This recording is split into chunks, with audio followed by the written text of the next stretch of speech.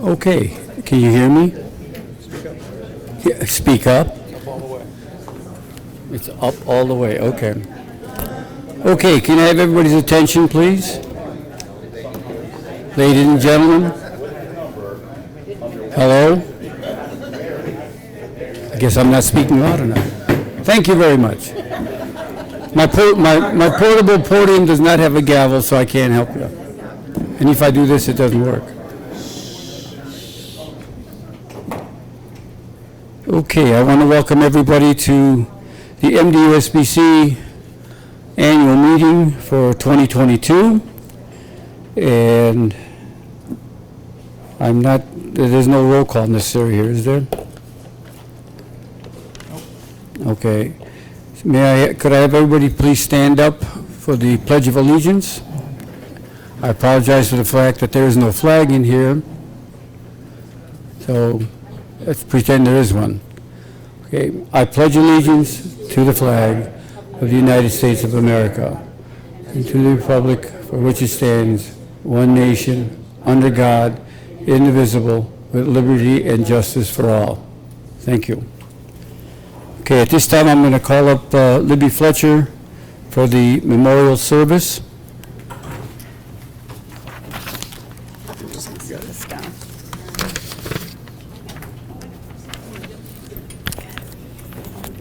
Good afternoon. At this time, we would like to remember those we have lost this past bowling season. While the pandemic is not as it was last year, it is still taking a toll on our bowling community. We have lost many members in the past year. Notably in this year, Elise Graves Kirk, who was a squad leader for many years, a league officer, and supporter of state and local tournaments, as well as a lane rep for Metro Detroit USBC. There are far too many to name every name that we have lost, but at this time I would ask that we take a moment of silence to remember all of those that we have lost this past year.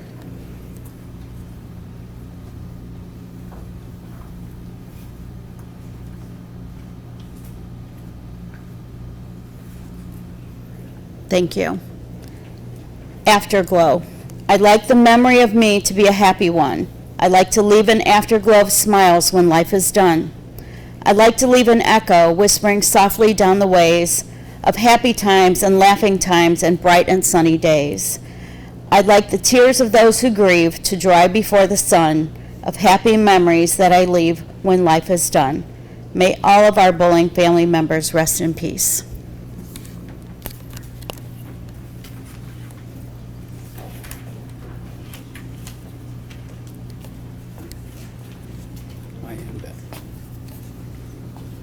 It's okay to leave this down here? Okay. Thank you, Libby.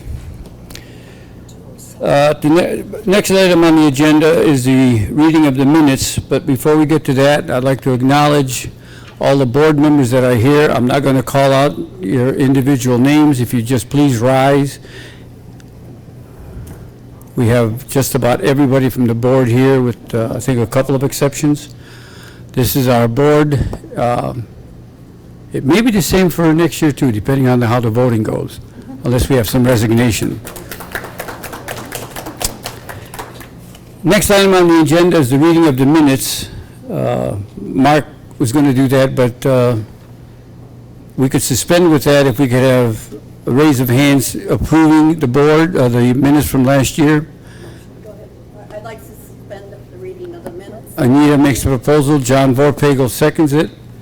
All in favor of suspending the reading of the minutes, please say aye. Aye. All opposed? Oh, good.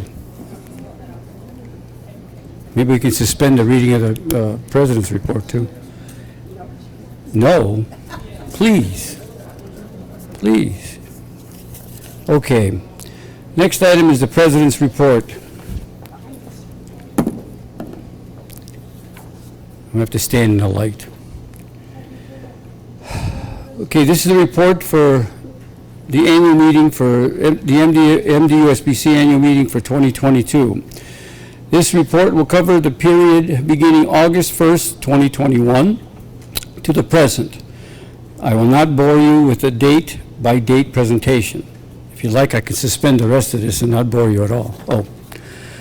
Okay, to begin with, I attended and worked the MDUSBC Masters, Senior Masters, Super Senior Masters, and Queens tournaments. I assisted in the Michigan State Senior Masters. In addition, I have officiated at all of our current ladies and men's series events held during this period.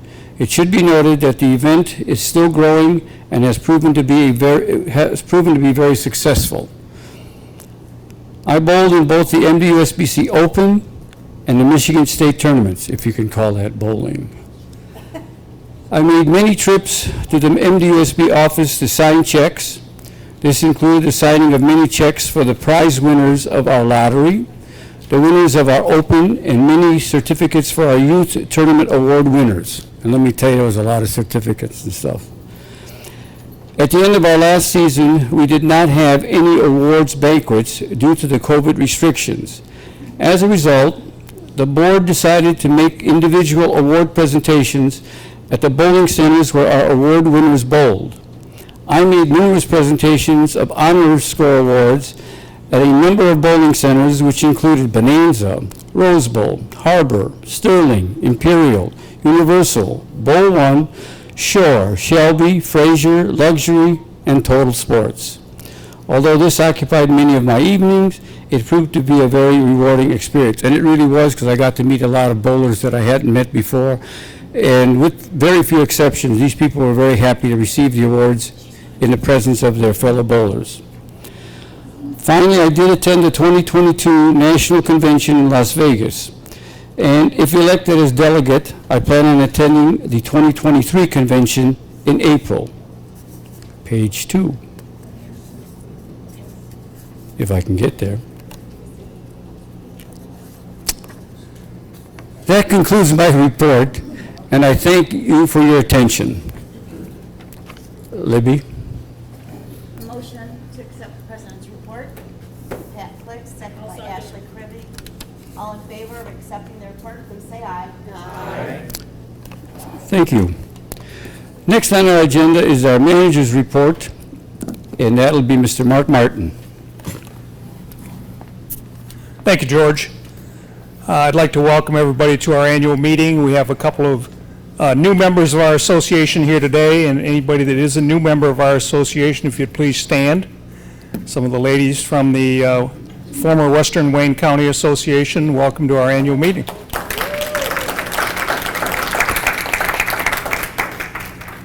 Mr. President, Madam Vice President, members of the board, fellow members, and guests, I'd like to welcome all of you today to our annual meeting. Thank you for taking out the time to do that. I'd like to thank George, our president, for leading this organization for the last 4 years. George, good job.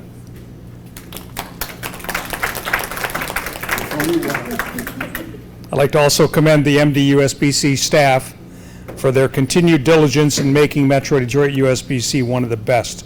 One of our staff members is here today. Normally we have more than that, but one's on vacation, one had another engagement, and one's out on COVID. But Florence Cresciolo, Florence, if you'd please rise.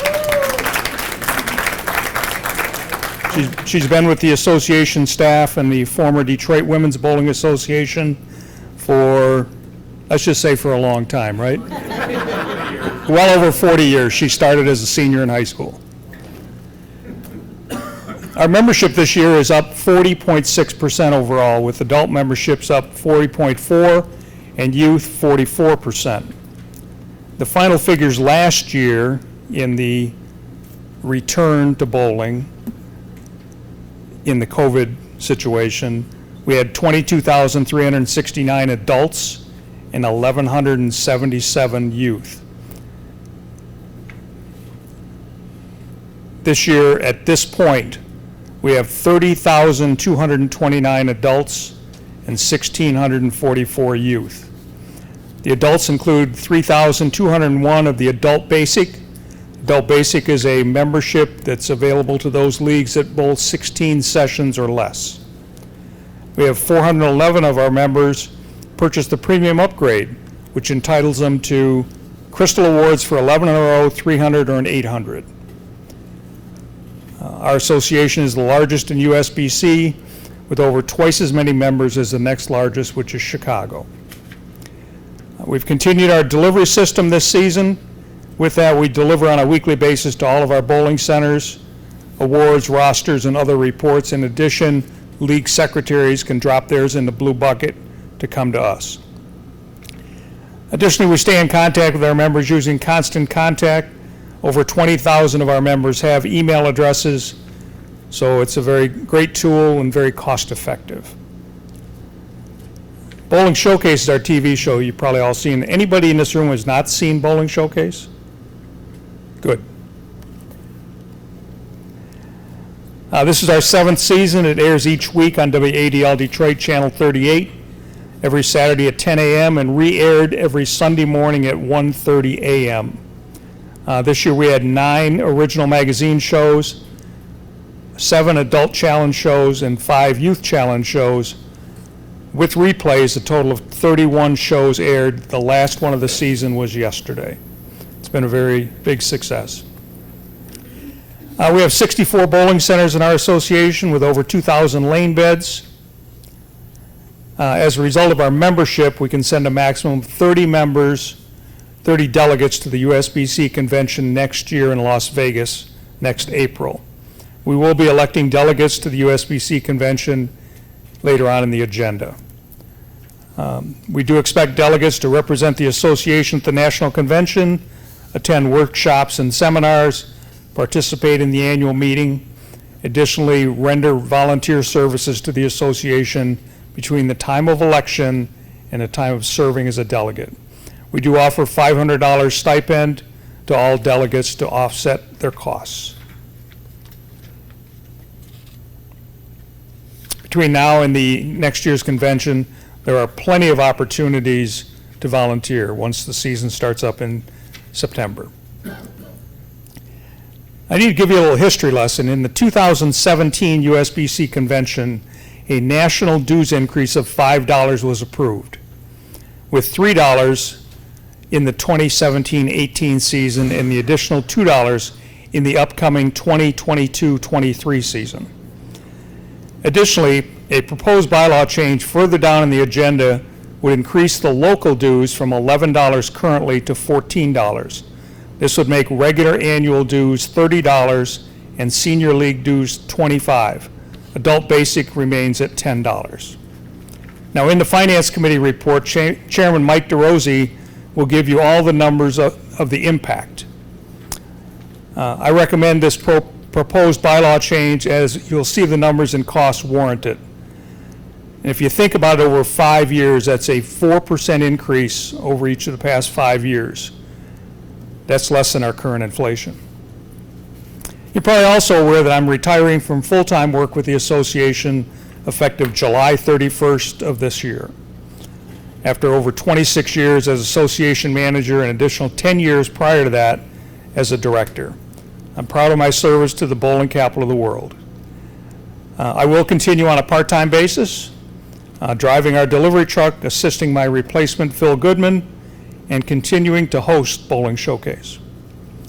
Thank you for allowing me to serve the bowlers all of these years. Now, all of you are invited to my retirement open house on Sunday, August 21st, starting at noon, be noon to 6, noon to 8, whatever, something like that.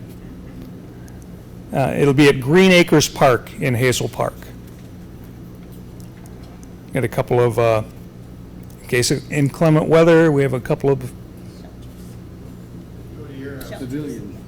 pavilions, yeah. Or we could go to my house, that's right.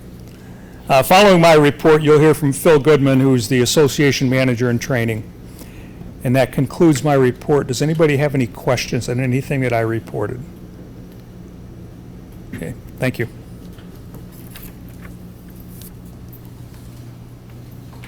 What, you gotta accept my report.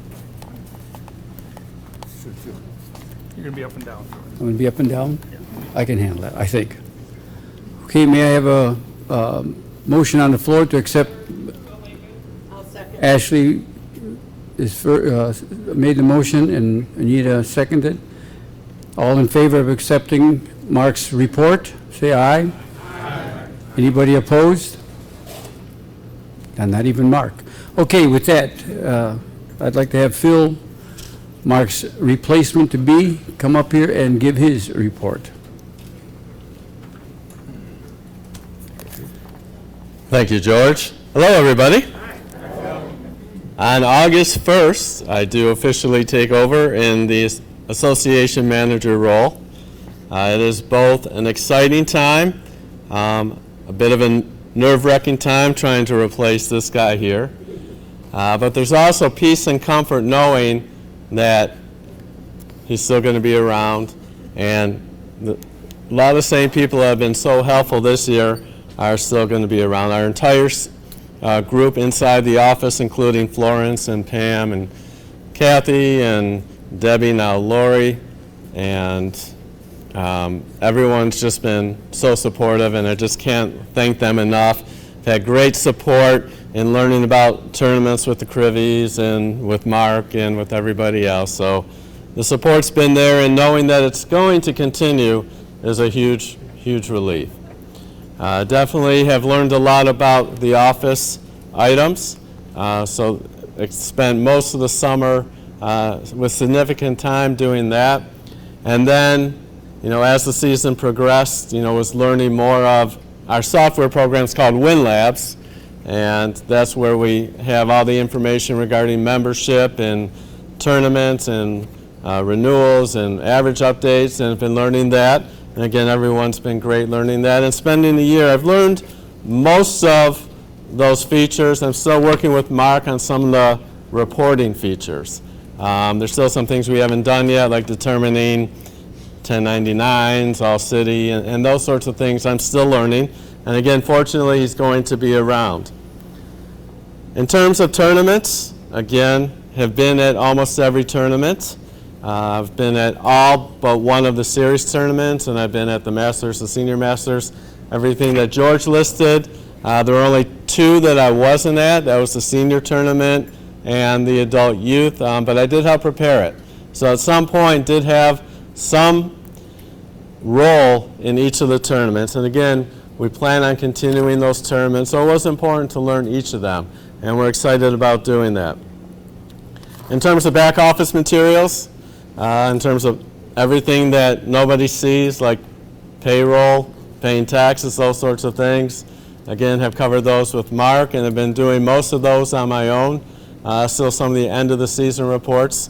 Again, we'll still be working with him on that. So the question becomes, where do we go in the year ahead? And it's pretty simple. Most of everything's going to be the same. However, it's going to be a few new things too. So we're going to reach out for more volunteers. We're going to have a list of specific responsibilities, specific skill sets that are needed for those responsibilities, and we're going to be asking a lot of you to volunteer. So please start looking for those requests, start looking for the specific roles that are available and where you will fit in. In terms of new league members, basically that's where my experience comes into play. And that's quote unquote finding new league members. So we always talk in the business, I've been in the business 26 years, we've always talked about the low-hanging fruit. Who is there to get? Can we get a league member to bowl one more league? Can we create something to get them there one more day? But my specialty has always been in finding new league members. And the way we do that is by forming partnerships. We just formed one with the Michigan Department of Military and Veteran Affairs, Bowling Veterans Link with Libby kind of leading the way in that. And we're going to raise some money. We're going to get some people together. We're going to get them basic memberships, all included in the fee, by forming bowling clubs that also support these groups. So with everybody, including those outside the normal bowling sphere, we're going to be able to reach out to new people, and especially with like the Department of Veteran Affairs, they have a lot of access that we don't have to those groups.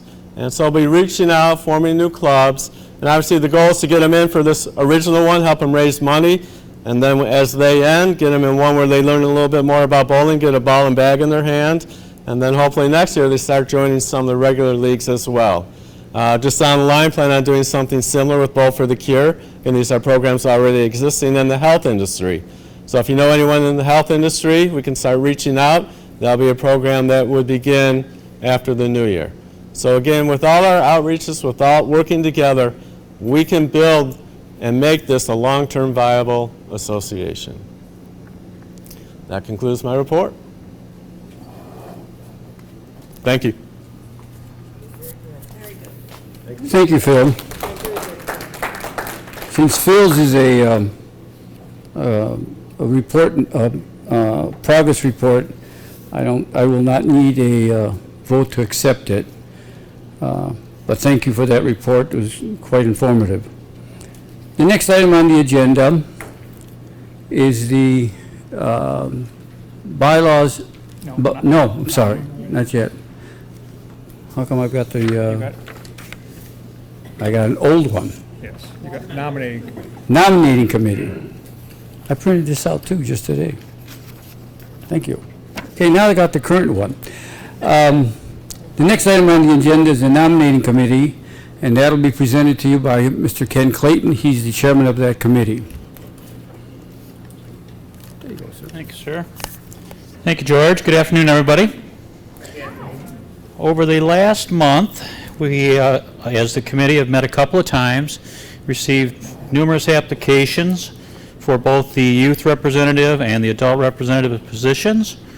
The youth positions are the ones that we will fill the first.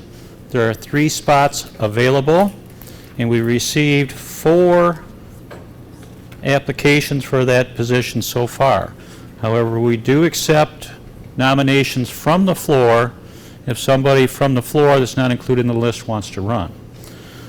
Included in the applicants who submitted applications and have been certified by the board as qualified, being coaches, USBC members, and alike, we have, and I'll ask you guys to stand up when I call your name, Mr. Mark Hertgrim, Miss Ashley Krivy. Stand up, Ashley. Mr. Jonathan Parker, and Mr. Randy Tamborine. Are there any floor nominations? Okay, I want it to be known that there are 4 people running for 3 spots, which means one of these 4 is not going to get elected for a youth position. You will be able to run for one of the adult positions. Okay? So you're not left out. The adult positions, we have 6 spots that are available this year, and currently we have 7 people that we've reviewed applications for and have accepted as viable for those spots. And I'll ask these 7 people to stand up as I call their names. Mr. Dwayne Anderson, George Brzezinski, Mike DeRusi, Miss Libby Fletcher, Miss Anita Mariana, Mr. Stephen McCollum. Stephen's not here. Okay, and Mr. Doug Williams. Again, we do take nominations from the floor. If there's anyone from the floor that wants to run for one of the adult board members, please say so at this time.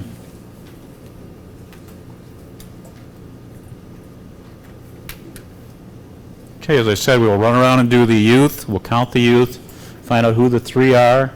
That 4th person, as I said, can run for the adult position. In your agenda or your annual meeting report, there are little excerpts on each member that has submitted applications and their qualifications. You can review those before you vote. We do the voting now, or?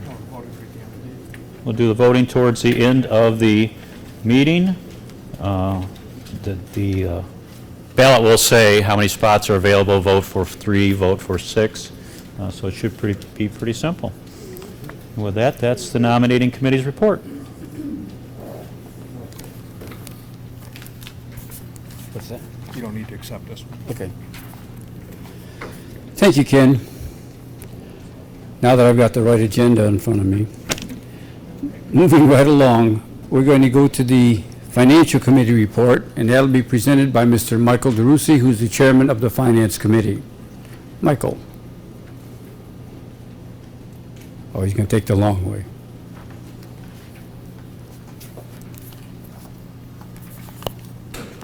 Thank you, George.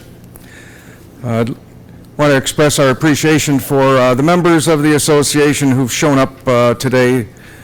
We appreciate you being here and making us see all of our members who come to help us out and make these decisions. Thank you. The budget for the 2021 fiscal year was for a deficit of $62,180. We finished the year with a loss of $63,649, so very close to what we budgeted. Year-end reports are available on our website under board information. We approved a deficit budget of $67,435 for the current 2021-20 fiscal year, and we're currently projecting a loss of approximately $25,000. That's better than we anticipated due to the return of more members than we expected after COVID. There are sufficient funds in our reserve to cover the deficit. The board receives profit and loss, statement of cash flow, and balance sheet reports each month. The Budget and Finance Committee members also receive a copy of the General Ledger with copies of the bank statements to the officers and chairman of the Budget and Finance.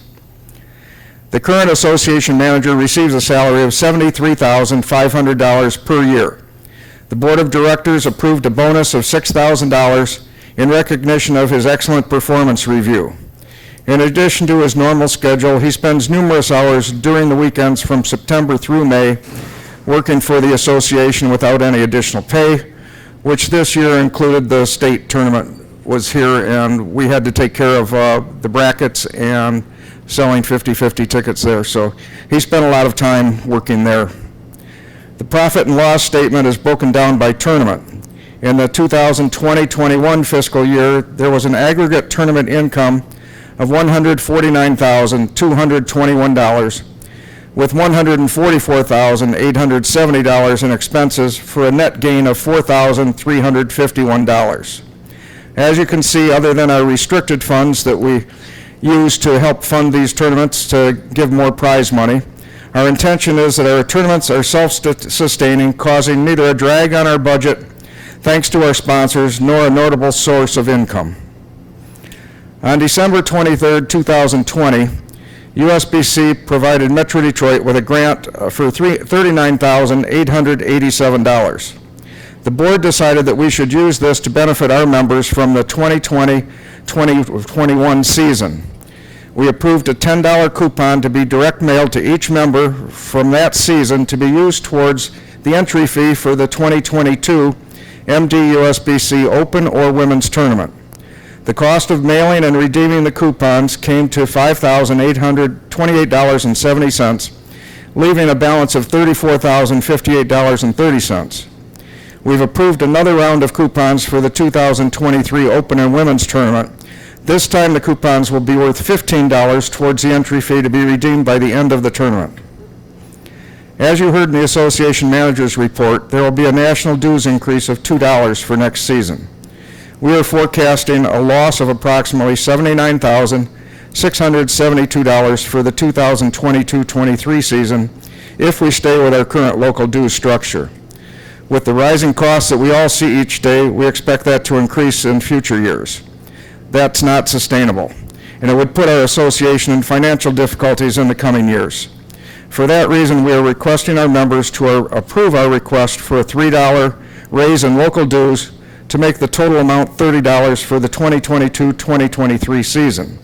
If this is approved, we expect to be at a deficit budget of $5,515 for the next season. That concludes my report. Does anyone have any questions? John? In the beginning, you mentioned proposed deficit of 67,000, then you mentioned 25,000. What, could you repeat that area what you were talking about? Okay, so our budget for the current year was a deficit of $67,435.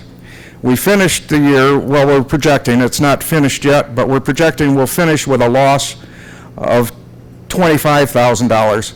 The difference between our projected budget of 67 and the 25, the 42,000 difference, was because we had more members come back after COVID than we expected.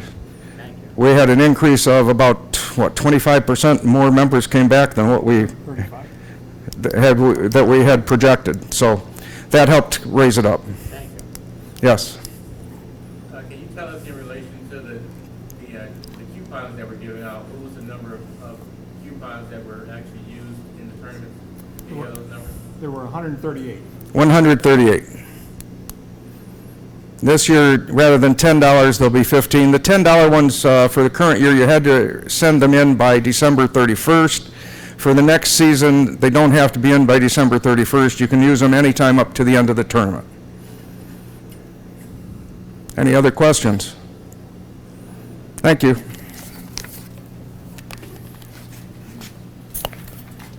Thank you, Michael, for that report.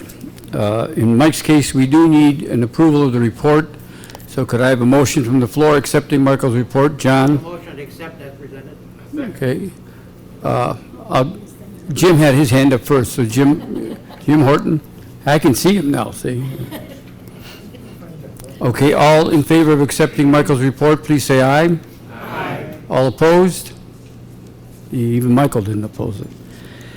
Okay, moving on with the agenda. Our next item on the agenda is the Youth Committee report, which will be presented by Mr. Mark Martin.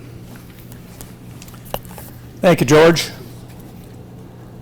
First, I'd like to recognize all the Youth Committee members in attendance. If you'd please stand.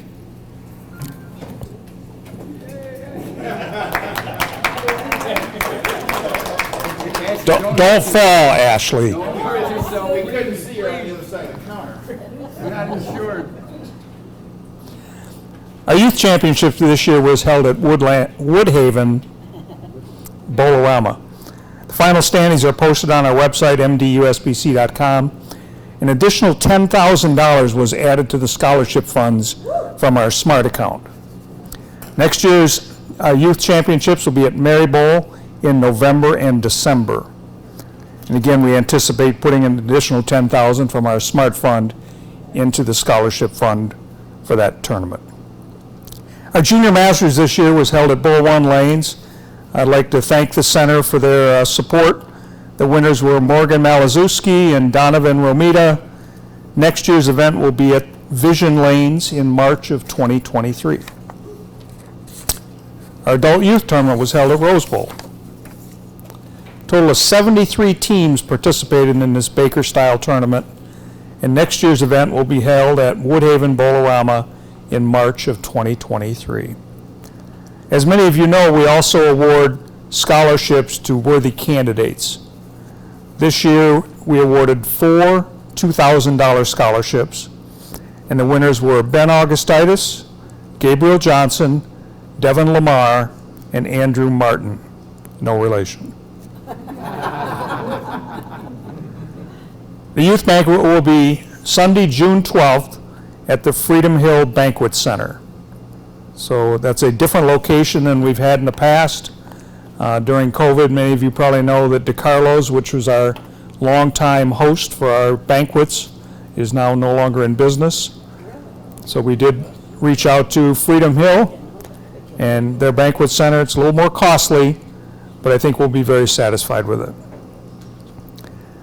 Again, I'd like to thank Florence. Florence processes all of our tournaments, handling all the entries for the youth events in addition to our adult events. Thank you, Florence. And that concludes the Youth Committee report.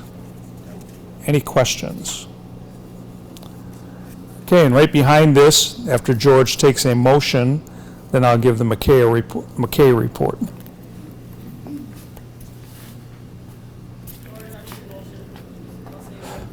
Boy, don't stand up though, stay right where you are.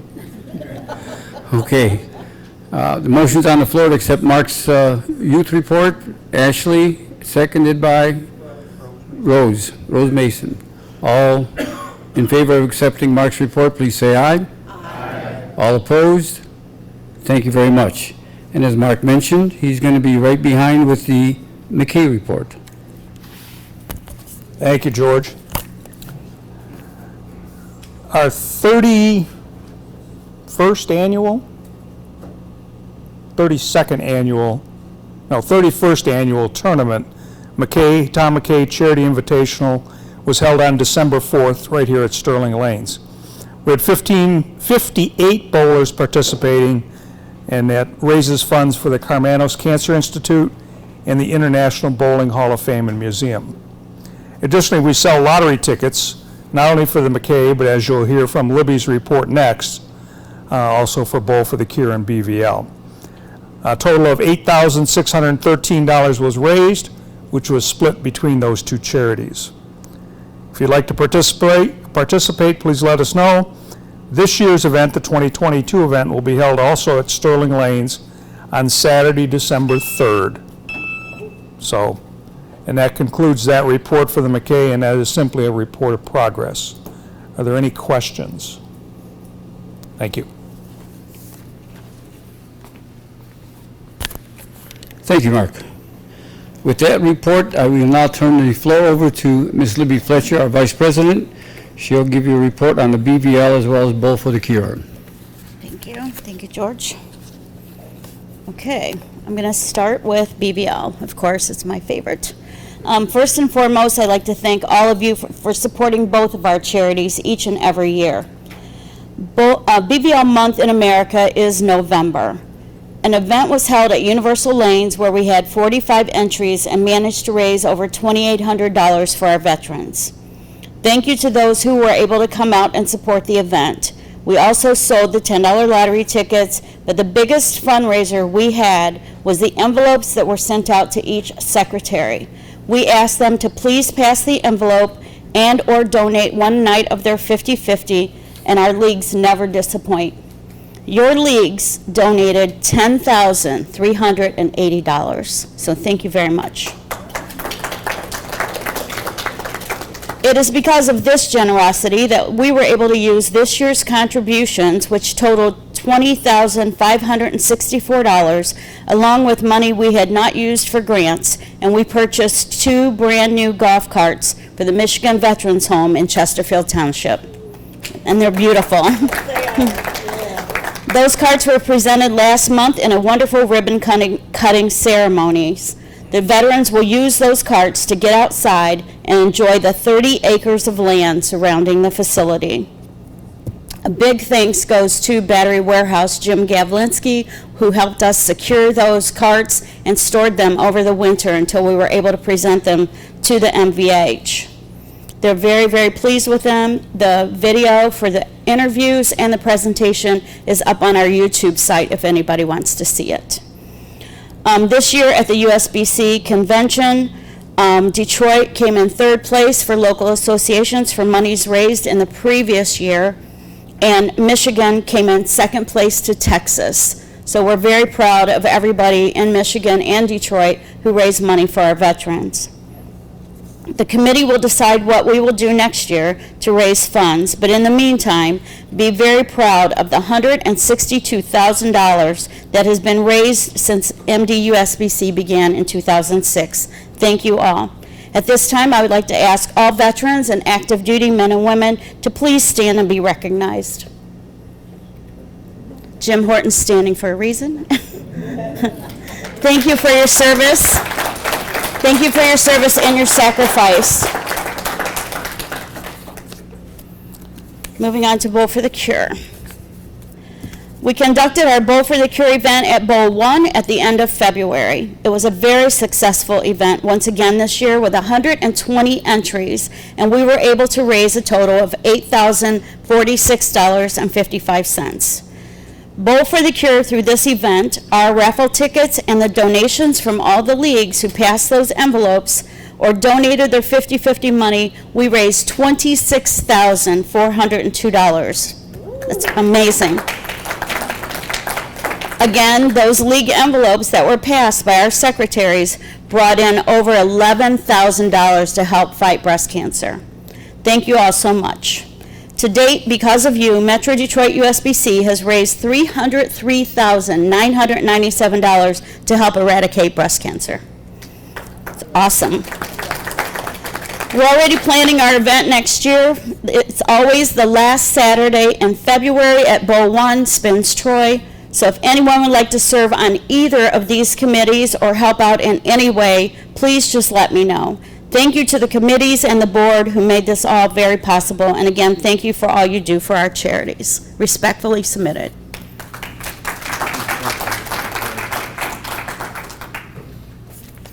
Thank you, Libby, and thank you for all your contributions from the association. We do not need a vote to accept our report in progress, so we're going to move on to the next item, which says unfinished business. I personally don't have any because I'm finishing. So is there anything from the floor that anybody would like to bring up? Boy, I think everybody's in a hurry to get out. Not a single hand. Ashley, would you like to get up one more time? No. Thank you. Tell me you'll do it. Oh, just don't break a leg, wrist, arm, ankle, foot. Thank you. Okay, not seeing any unfinished business requests, we're going to move on to new business. And the first item, the item on the new business is a bylaw change will be presented to you by Mr. Mark Martin. As we talked about earlier, both in my report and Mike's report, we do have a proposed bylaw change that all of you members can vote on. That bylaw change, very simply, is a $3 local increase in the local dues. The language for the bylaw change, the technical language, is in your packet. It's fourth page from the back, if you want to review that if you haven't already. But I will open up the floor at this point before we do conduct the voting for any questions that anybody has. Colleen Scott. Art, in the letter that the secretaries need to receive with the recent, it says that if the raise is approved, you'll have to really cut programs and services. What are those programs and services that are being intended to be cut? We haven't decided that at this point. As Mike indicated in the report, if this dues increase fails, then we'll have a deficit budget of nearly $80,000. And at that point, we'd have to go back and look at the programs that may be impacted by that. Okay, does that include any of the revenues that are coming in from the state tournament you just hosted, the ones you're going to host next year?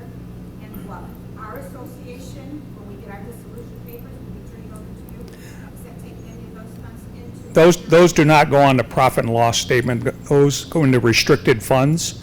The money from the state tournament this year, restricted funds are to continue our scholarships, continue support of our tournaments, and that's basically it, is what we do with that. So it won't go into your general budget, none of those? Correct. Go into the general budget? Correct. Of operations? Correct. Thank you for the question. And that's Carla? tournaments for youth and adults? Youth and adults, that's correct. Yes. Your projected membership for this budget that you're saying you're going to have an $80,000 deficit, what is that membership that was used for? We forecasted a 5% decline from this year's numbers, and so it'll be I don't have the numbers right in front of me, I apologize for that. So the 5% decline from the 37,000 that you Correct, it'll be like 28,000 adults, 28,500 adults, and 1,600 youth. So, okay? Thank you. One more, Yeah. sorry. No, you don't need to apologize. That's what we're here for. So you're projecting this year a $25,000 loss. Correct. How much of that is because of paying two association managers for the season, and how is supplies, I know it works for free. Look at Mark, Mark's smiling, he doesn't work for free. And how is that accounted for next year? Because I understand you're still working part-time. Okay. So, in the current season, the salary that Phil received this year in training did not impact the profit and loss. That came from restricted funds that we had undesignated for that purpose. We had put money aside in previous years, like state tournaments in previous years, in order to do this transition. So his salary did not impact the profit and loss in the current year. Next year, you ask about my part-time status, that is part of the budget. All but $5,000 of it. $5,000 of it will come out of the off the balance sheet restricted funds for Bowling Showcase, because that's another item that comes off the P&L and it comes out of restricted funds. So basically, the P&L for this next season hasn't increased the headcount of the fund to take care of your part-time. One part-time, correct. Thank you. Yes, Marty? So the funds from both of the, if I understand it correctly, the funds from both of the tournaments and from Western Lake County are all going into restricted? That is correct. That is correct. For future programs.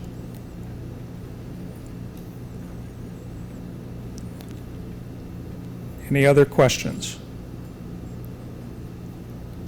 Okay, so if I could have the nominating/elections committee please distribute the ballots. And it's very simply a yes or a no. Rose, can you help?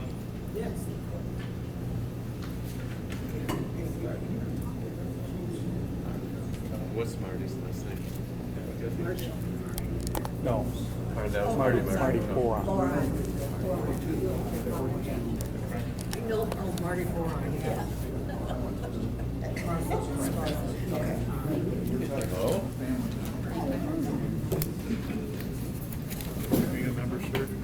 I'm not sure. I might get thrown out. I think there's only one that you wouldn't, and that's the young man, Rose's youngest son. I think her daughter. Yeah, because I think their daughter is 14.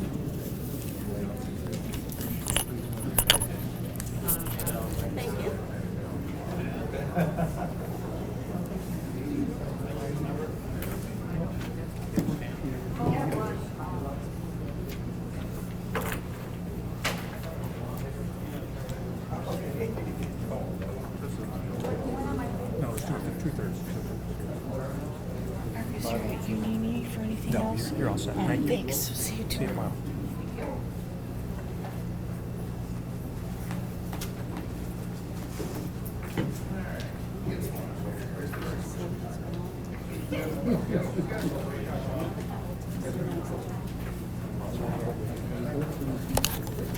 Okay, does every eligible voter have a ballot? Okay, now we'll start collecting the ballots.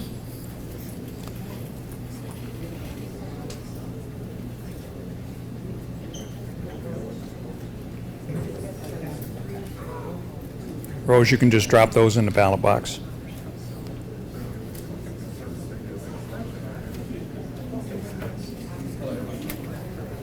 Mr. Kamara. Mark's ballot. You have a ballot? I was going to put it in the box.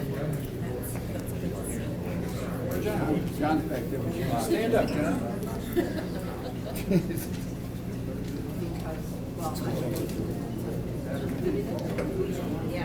Bastard going out. Expecting 10,000 people to vote.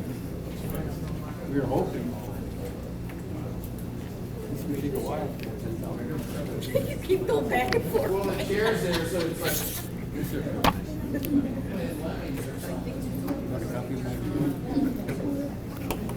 You've got it. It's right underneath there. You can take the hard copy. I left one on your desk.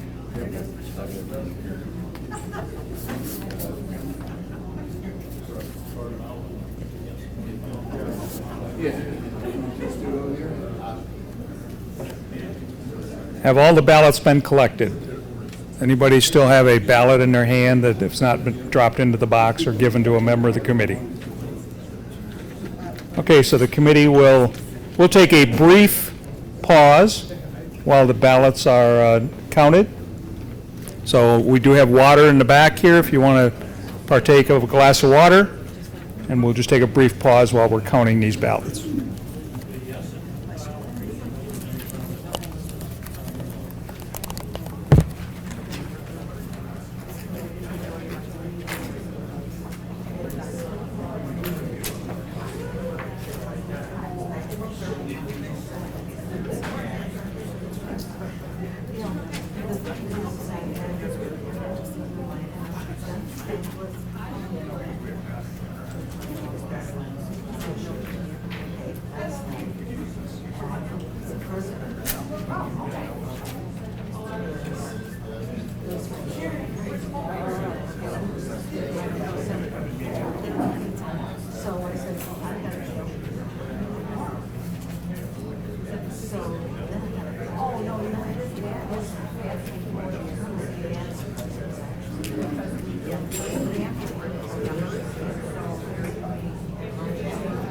Oh, really?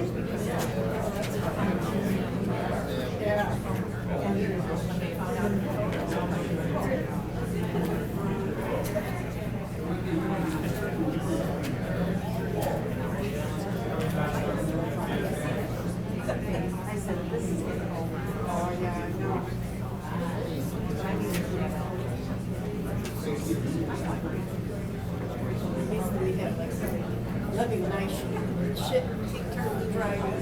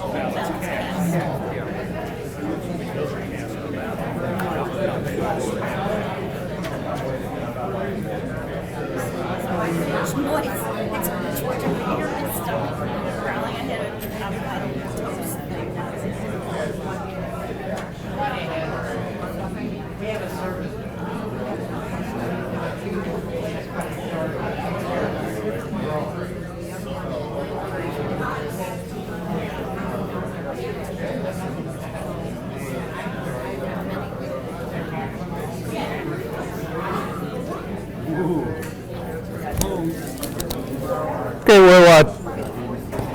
let's come back to order again. We do have the results of the vote. The ballots are all here. The committee has counted them, double counted them. This does require 2/3 as it is a bylaw change. There were 28 votes in favor and 12 votes opposed. Therefore, the proposed bylaw change passes.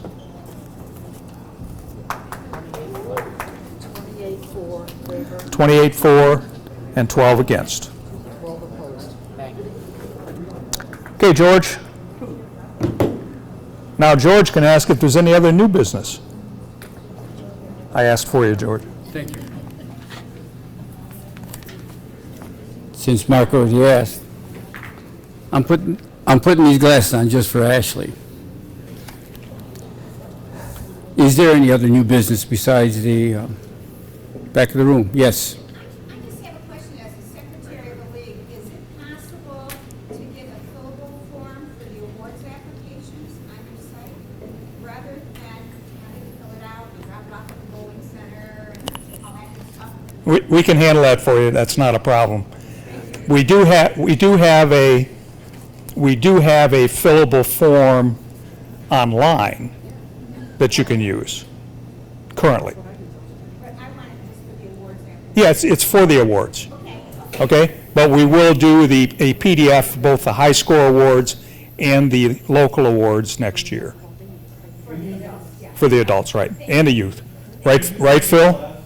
Yeah, we can definitely do that. We've got the program to do it. We'll do it. Okay. But again, we do have an online one right now. If you go to our awards page, it's kind of hidden, because we don't want everybody doing it. We just want league secretaries to do it. Right at the top, it says, click here for the online form. And then it'll go, and you can do 10 on a page. Because I know I passed my district times and Roy had trouble. Okay. All right. No problem. Yep. John? Who designed our new, my one phone, my upload, Oh, on our app, has changed. The company that hosts our app made that change. Just to kind of give it a new look. Yes? Okay, I have two questions concerning the youth. One, on the youth championships, is there any way that we can change it so that the second two times for them to go for the youth championships is not after high school starts? Because on December 4th, they would not allow to be able to bowl in the tournament. And this year, I had a lot of high schoolers that ended up not getting to bowl because they could not get in the first 2 weeks. We'll take a look at that, but there are those 3 weeks in November that they are able to bowl. I couldn't get them in during that time. They went on a substitute or whatever it was. Okay. And then the next question is, so in talking about memberships on what we're losing and what we're not, we have a big membership that I don't think is being recognized as we are losing kids and adults. Because with USBC going to that 18, you no longer can bowl in youth leagues. And I have 6 kids right now that will be 18 before August 1st and are seniors in high school. So they cannot bowl on a league. So Texas has forgotten, but also the 18 to 21-year-olds would have an issue on the fact that because of the age restrictions now at 18, that they are in a dark hole, because if they have gone on to college or if they're still in high school, they cannot bowl technically on the adult leagues. I've been trying to talk to a couple of the ADs at the high school. Okay, so let me give you a solution for that, okay? Okay. As you well know, in an adult youth league, all of the adults have to be Safe Sport certified, Safe Sport trained, in order to bowl in the same league. Make one of your leagues an adult youth league and let those kids bowl. So, but I can't certify them as a youth. Correct, you'd certify them as an adult. Right, but there's still. Certification in and of itself will not disqualify them from high school competition. Adult certification won't. It would only disqualify them if they accepted money or bowled in an adult league that get awarded money. Okay, so I would have to do it, we would have to do it as an adult youth, make them all safe sports certified. All the ones that are 18 and older would have to do the same. I mean, that's all I would put in there, I wouldn't put anybody else in. Right. There would be no youth in that adult youth league. So can I do it as just an adult league without St. Paul in it? Oh, sure, you could do that too. You mean like just a separate league altogether? Right. An adult league that then bowls like side by side with your youth? My concern is with Misha being such a pain in the, for all sports, by the way. I've dealt with them many times. That their verbiage is so cloudy, and that I'm very worried about the seniors getting disqualified. As long as they don't bowl in a league that awards cash or prizes, then they would still be So eligible. I can establish it as a scholarship. You could do scholarships, yes, because you don't have to be a youth to get a scholarship. Because I have at least 15 kids right now asking me, what can they do next year? So, Now you got a solution for them. so I will go ahead and put that out there. And let Absolutely. them know. And if they're a separate league, even though they're side by side with your other leagues and not intermixed, they wouldn't necessarily have to be sports certified, or, Safe Sport certified. Like I said, I have, and in talking. We would probably recommend that they be, Right. okay, Well, but not I look at the required. other end of the Okay. house. So, yeah, because that was my biggest concern this year is realizing how many kids were going to be, I mean, I have 6 of them that are Eight- still seniors. 18 before August 1st and still seniors, yeah. Still seniors, and they're like, what are we gonna do? They can't go on the adult leagues. Right. Technically, so I can call it an adult scholarship league. Absolutely. I can call it, Absolutely. and just give them scholarships. Absolutely. Like we have done in the past. Absolutely. Okay, Okay? yeah, because that, like I said, this is a dark thing that I don't think Texas has realized yet of the memberships they're losing. You've got 4 years worth of memberships for these kids that don't know what to do. So, Now, in regards to college, some of the college associations, okay, and I don't know which ones, do not have that restriction. They can bowl in adult leagues and earn money yeah. and still be eligible. The NCAA ones cannot. The NIA ones can, but there's some stipulation to that because I've talked to a couple of those kids. And actually, a couple of those kids were interested in if I had something. Okay. So, and then a couple of the private colleges, which are the JVs, whatever. The NJCA. Yeah, that they were asking about it too. So I have a lot of kids graduating this year too, so they were all asking. And I was Okay. like, okay, so, but, thank you. All right, you're welcome. Thank you for that. Under new business, is there anything else anybody would like to bring up before we move on in the agenda? Again, seeing no hands, I'll assume there is no other new business. Therefore, we're going to bring up Mr. Clayton, Ken Clayton, again, the chair of the election committee, nominating committee, to conduct the next part of our meeting, and that would be the election of the board members, the youth board members, delegates, etc. So wherever he's at, there he is. Sneaking up on you. All right, first we are doing the election for the youth members, youth director or directors representing the youths. As I mentioned earlier, there are 3 to be elected, but 4 running. Rose has the ballot forms. Jim has the ballot forms. When you fill them out, you vote for 3. Up to 3, yeah, up to 3. That's correct. We will tally those, and as I mentioned, if someone does not make it as a director representing the youth members, we can put them in the general election representing adults. So we will get these things passed out, picked up, and count some votes.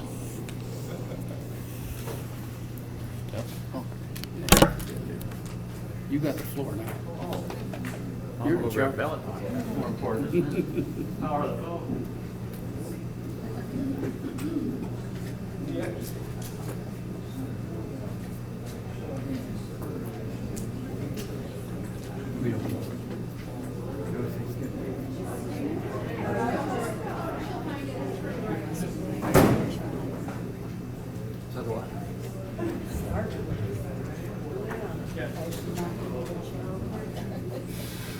Rose.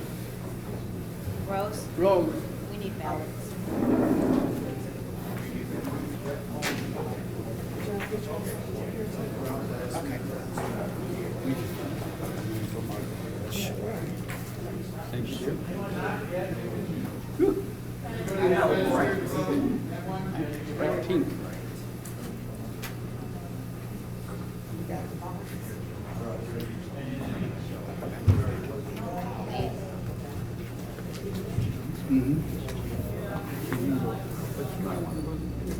Who was it that brought up the PDF filling? Colleen Scott. Colleen?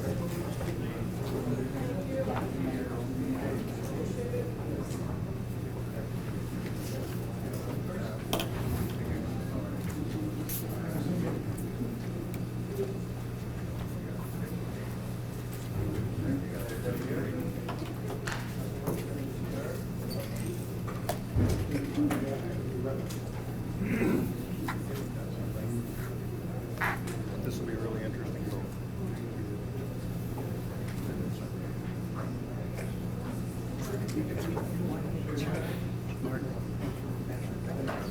No, no, I got a question. Can I ask you a question? My understanding is that Krivy resigned, and will that have been another spot for the youth to somebody take his place? No, that's in the other year. So that's in the following. Correct.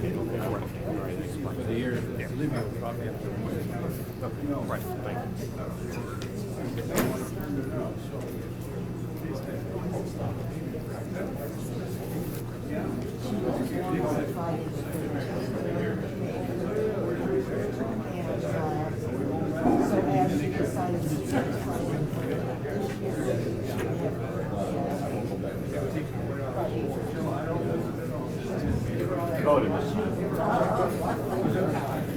I remember the vote. You remember the vote? That was pretty close. It was close, very close. Everyone's ballot.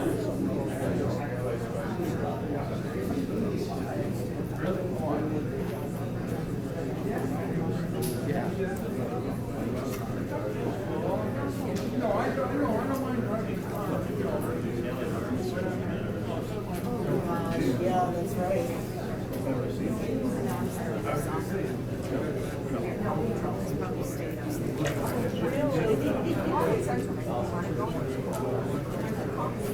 You might want to.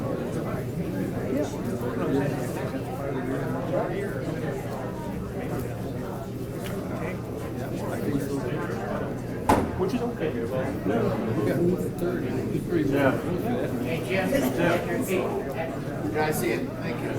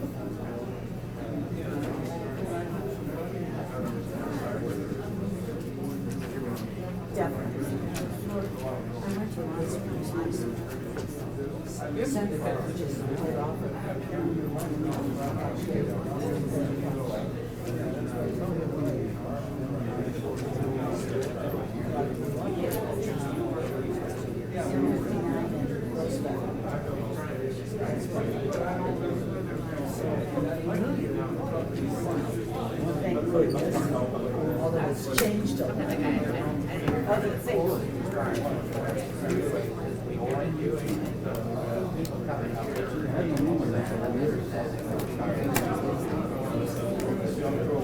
Yeah.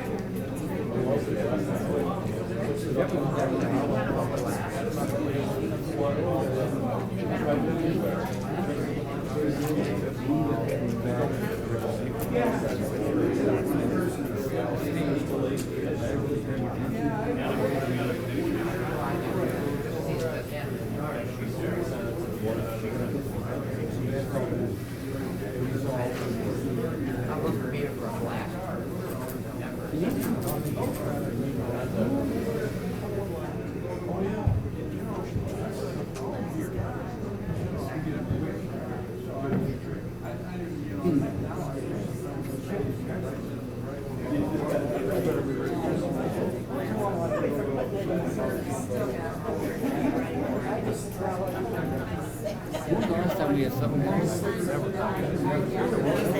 say, I've never. Women's City tournament there. Here comes a question. I can tell you there's a question. Because you ignored my hand, you should have ignored my hand when I raised it.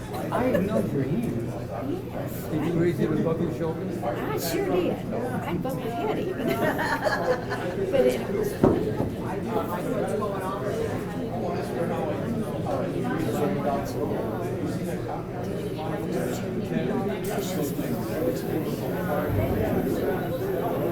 We don't require that. because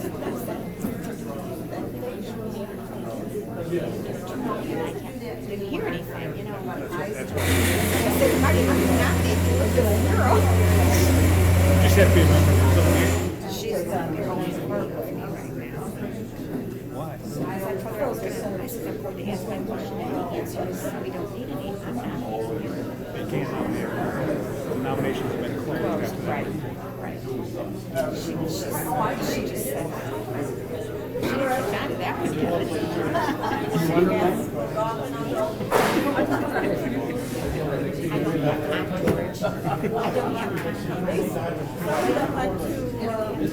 You're visiting now, Sorry, one more. That's convention. We're going to do delegates at the end.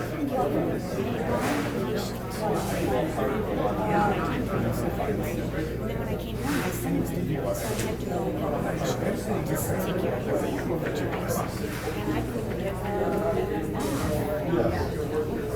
nominated for the delegate.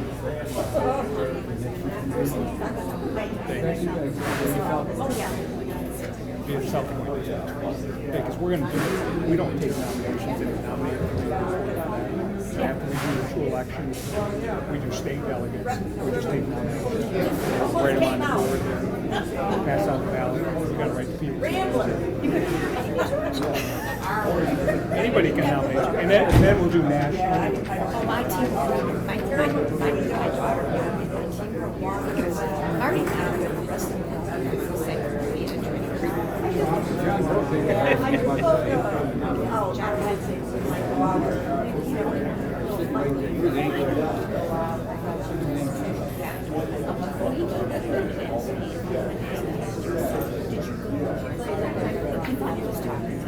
Last year, he said, "Did you go?" And I said, "No, I couldn't even remember." They gave me the motion. And I said, "Too bad you didn't give me the money." Because now I got other things. Oh yeah, I know. My older used to do that. So and then I went to Joanne's. Oh yeah, and I came to just go down because it's supposed to be $20 to $25 a week. Tie for the last spot. Then we have to rerun. Nope. These two get elected. Okay. These two get elected because they had a majority of votes. Okay, because you have to have a majority of votes cast. How many votes were cast? 40 again? Okay, and since there was a tie here, then we run off between Parker and Tambourine. Okay. And so what we'll have to do with that, hey, Phil, Yep, we still go together. do you have blank ballots? All right. Do you have blank ballots? Do you have blank ballots? I have blank ballots. Why are we out? No, we have a tie for third. Okay. So we have to vote off those two. We could hand out the same ballots and just tell them to only vote for the two. True. We've got enough of them. Well, here's what I want you to do. I have a white copy. We're good. You're right. Here's what you're going to do. You're going to take the two that have already been elected. You're going to cross them off on all the ones you pass out. You only got 40 to do. Right. Get to work on it. Just Announce it. Okay, we have the results of the youth director. We have Ashley Crivy with 34 votes, Mark Hertcomb with 31. They are both elected. And then we have a tie between Jonathan Parker and Randy Tambourine at 23. Therefore, we'll have a runoff between those two. So the committee is preparing the same ballot you had with those two names crossed off that were elected. Pass that out, and it requires just a majority vote. And if we tie, we do it again. Just remember that. Because the smoke has to rise. So ballots will be coming out in just a second here for that runoff.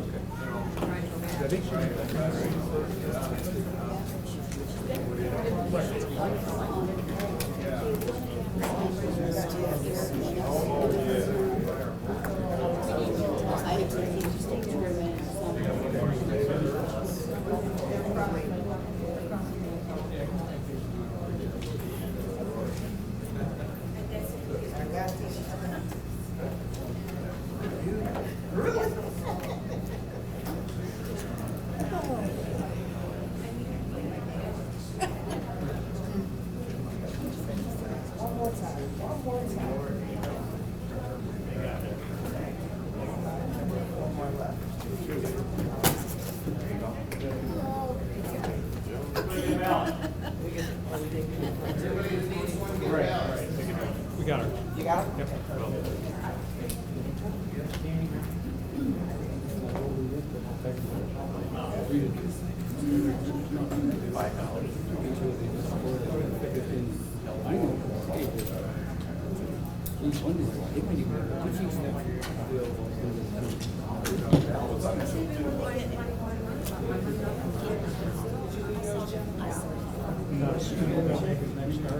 He said he told 5 days off that he should be able to.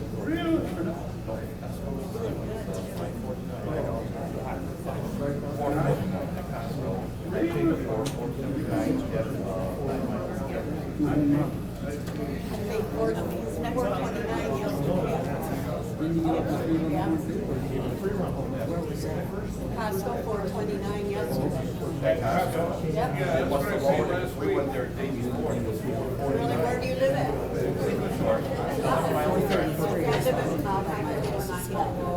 Welcome. 433, yes.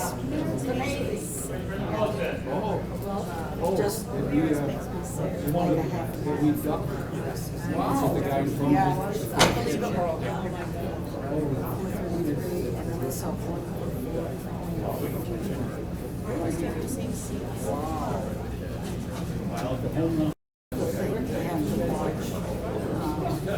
Use a debit card. He got here. Except it was cash.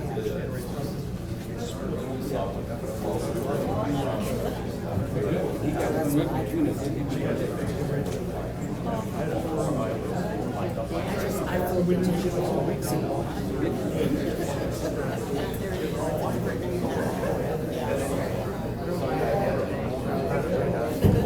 Looks like you might be.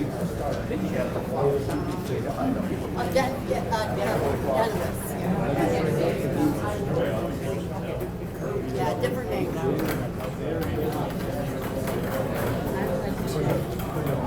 I called up Walmart to get it.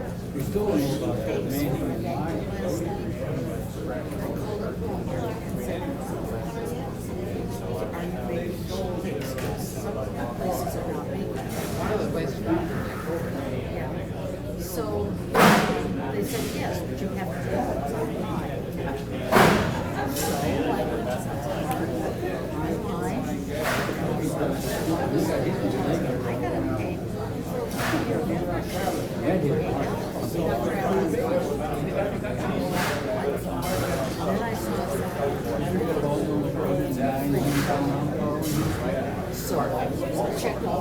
But I mean,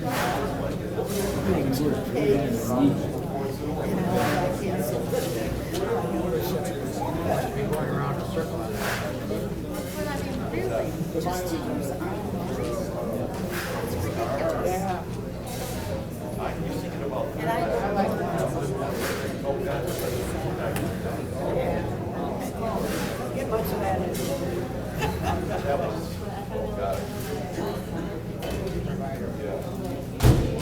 Comcast.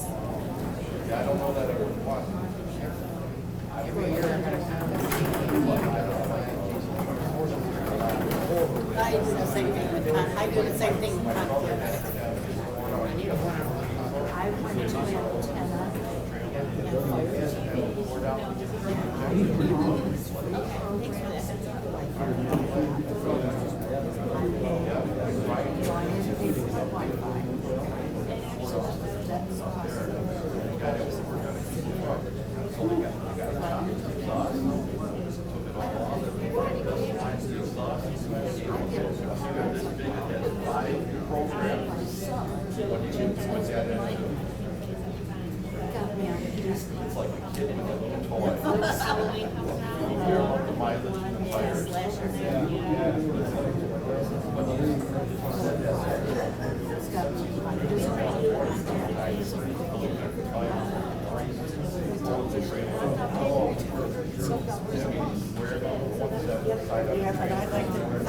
antenna.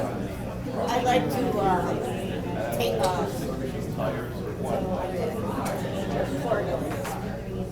there is a company that does. Yeah, but you can't get it right away.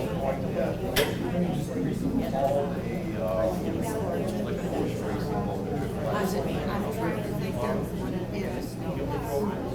There's one company that has programs, and I think it's.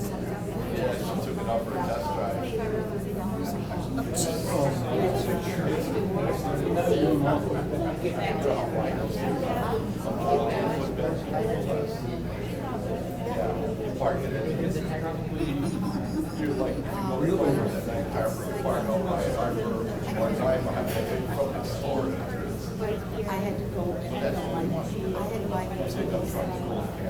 So I went and I got it, so she looked like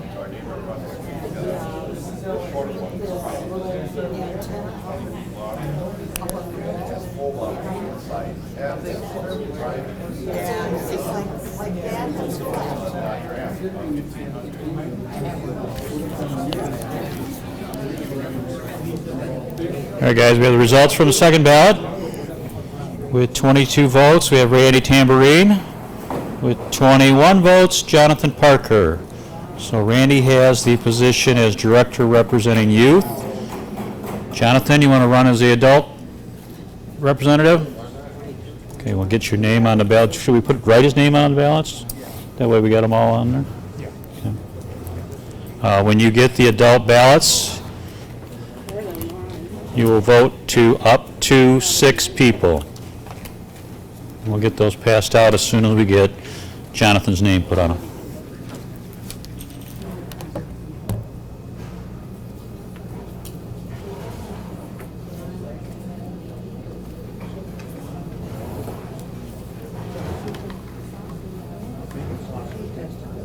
I know. I'm not going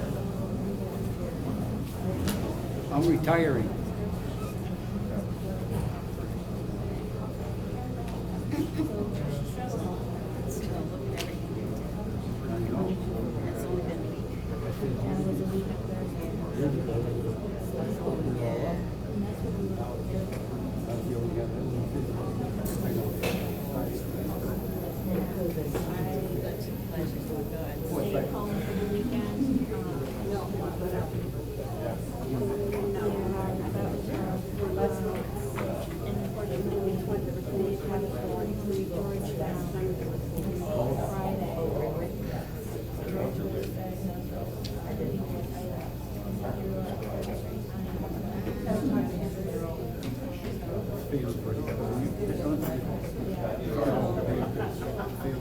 Friday, and because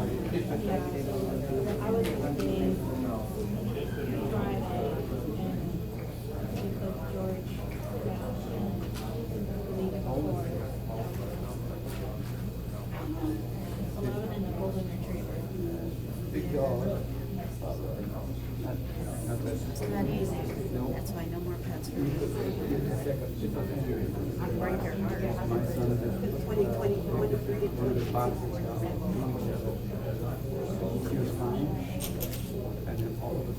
different places. Well, it's all true. But it's still. Not about like this.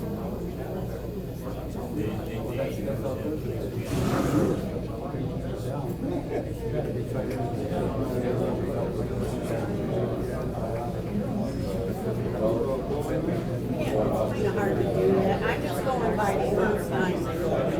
Heavy, we went down. And he couldn't walk straight, walk sideways. Yeah. Against the wall. Yes, same thing. I went down to Christmas besides. And got a little better. St. City got right on. I don't either. Just asked. I think it was only like 4 days later.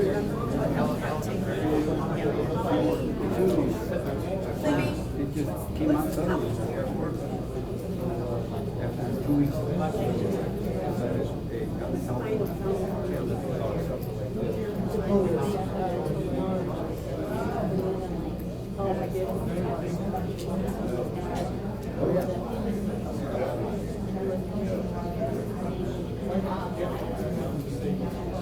But it, Hang on to it maybe like a week or two.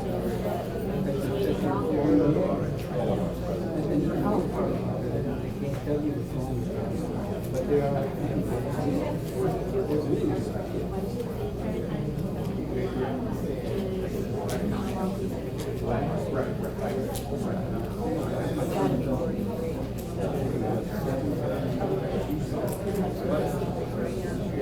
one minute, like what's up?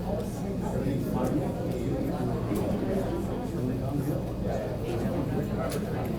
Stands ready.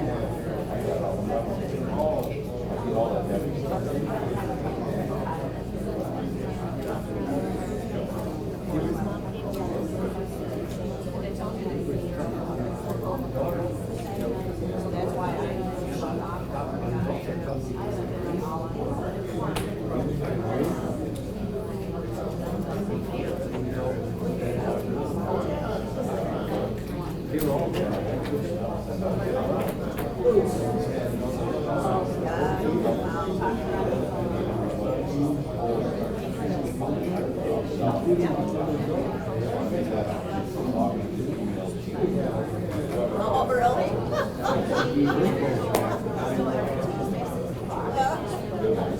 That's funny.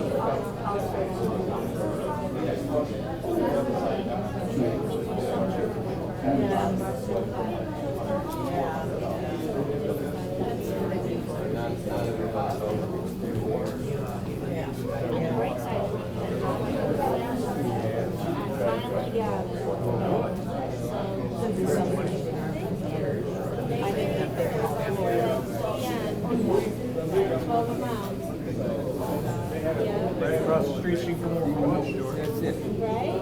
She Make come sure over. everyone doesn't No. hurt themselves and puts together these new cards. Oh, gosh. Ryan Mountain has like only Wednesdays, which I have all lessons. Oh, yeah? Why did I agree to go with something like this? How did it package your game one? And it's kind of in game two. I keep meaning to stop by. What's that? 5-star. You opened it. I did, and then it turned into Big money. yeah, Stack of keys. yeah, more of a who's who, what can you bring in, or what. That's probably like that right now. It'll never change. Did you do enough? I'm walking around, I ran out of everything.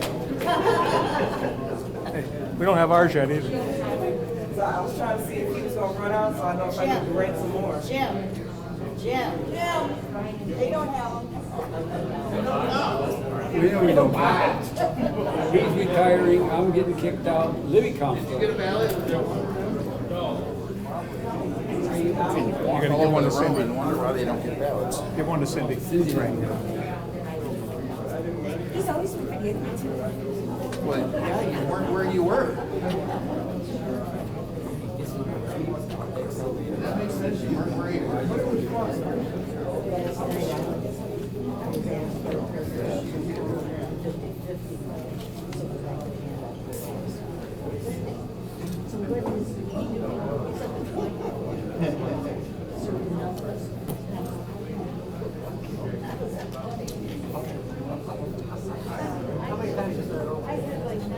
I'm going to speed up the meeting while they're counting. I'm going to speed up the meeting while they're counting. Start taking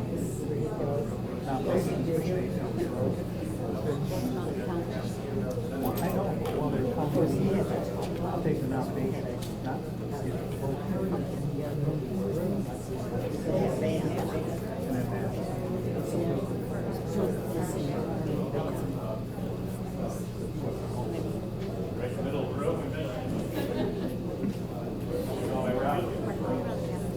Okay.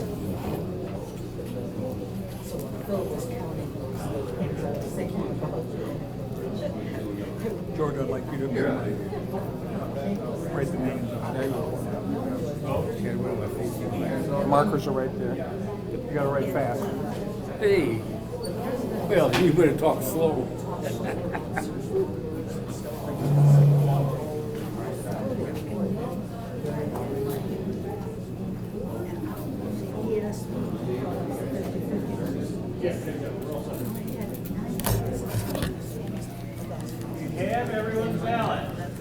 Has everybody's ballot been picked up? Okay, the nominating committee will start the counting process. However, while we're waiting, we do have a little task. We're going to take nominations for the USBC convention delegates. So George is going to write them on the board. So he told me to talk slow. We are allowed 30, as I indicated earlier in my report. So it's highly unlikely that we'll have a ballot vote on this one. Highly unlikely. But if you are interested, you can self-nominate, or you can have somebody nominate you. Either way, for delegate for USBC convention, put my name on there first.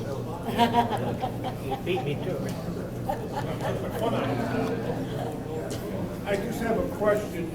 There's, the delegate is paid $500? Correct, correct. Okay. That's the only expenses or the only money they receive from the board? That is correct. That is correct. Steve? George? Put you up there, George. Anita? I nominate Libby Fletcher. Libby Fletcher? Jonathan?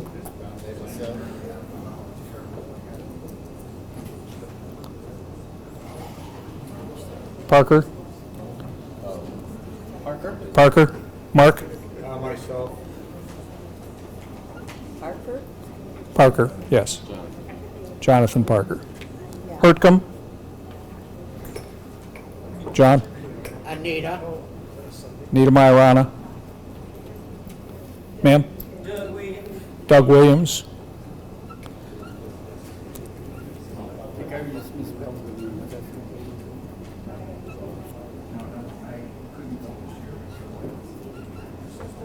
Colleen? Marty Boron? B-O-R-O-N. Marty? Colleen Scott? Yes? Donetta Turner. Who? Donetta Turner Donetta Turner. She's not in attendance, or she is? She's here. She is? Okay, perfect. and her daughter Tierra. Tierra. What's the daughter's name? Tierra. With a T? With a T. T. Turner, right? That's good, George. I like Joanne Manthey. M-A-N-T-H-E-Y. E-Y? T-H-E-Y? Yes. Jennifer Meadows.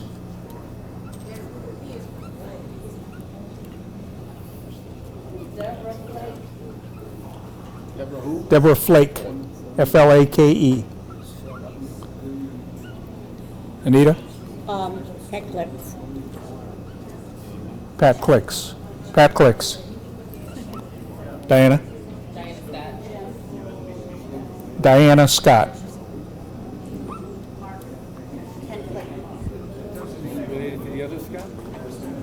No.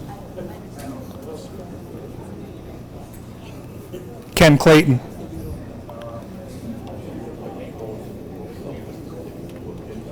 This is gonna be for Colleen?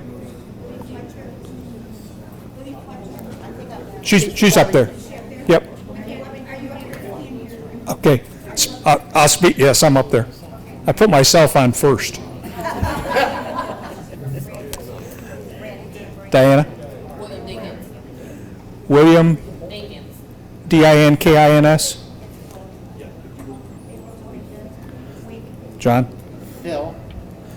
He doesn't, or doesn't he automatically go? No. Oh, he doesn't? Oh. See, I was right. Yeah, I thought he automatically goes. Deborah?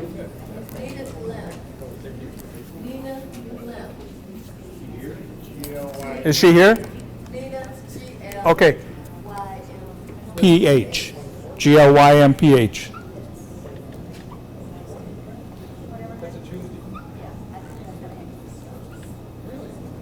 Did you say tambourine? Yes, tambourine. Tambourine. Tambourine. Mike DeRusi? Mike DeRosie? No.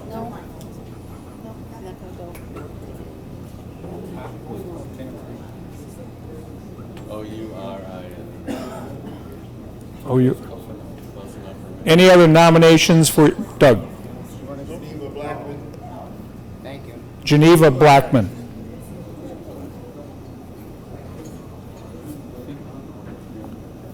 Jim Horton?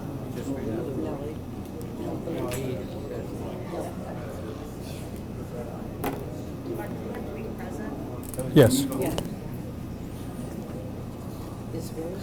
Blackman, B-L-A-C-K-M-A-N. No, she didn't go last, she was nominated. Okay, that's what I was wondering. Any other nominations? Rose Mason. Rose The Mason. one that Libby talked about, no, not Johnny her. Mason. I was gonna say, what about you, Johnny? Yeah,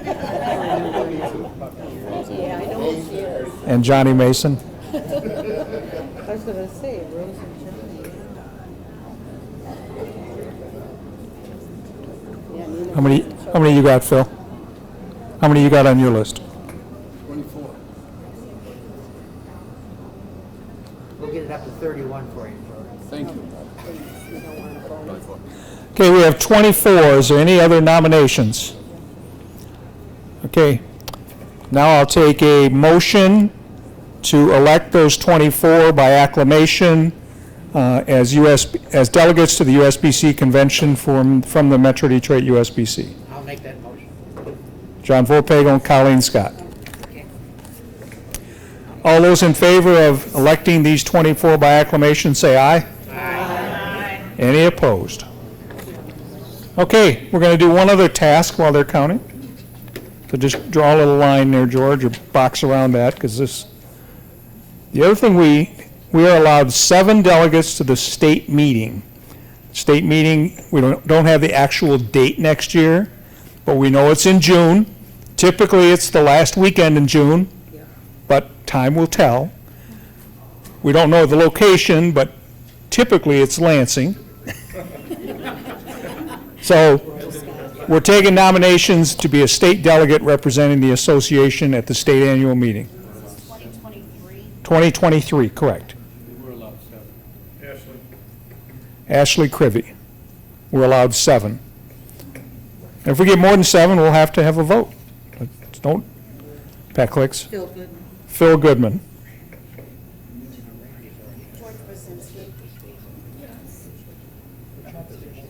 I'm on the state. George Brzezinski.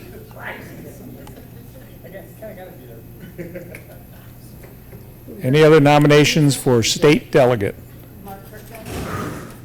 Mark Hertcomb? That was just ice, don't worry about it. Libby, you're zoned, so you're not. Anita? Pat Clicks? Mark.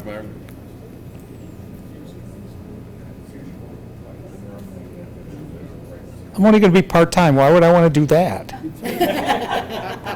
Who said you had a choice? You can drive the delegation bus. Mike DeRosie?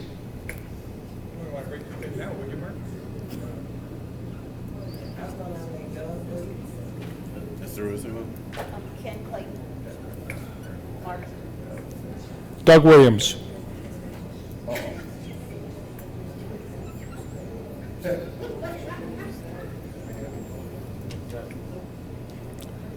Ken Clayton?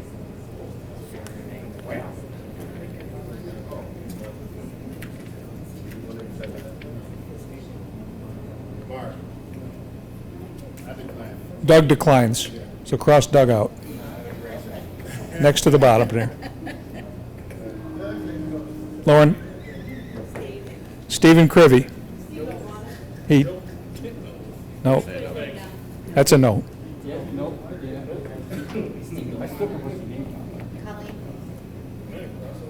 Colleen Scott. Colleen Scott?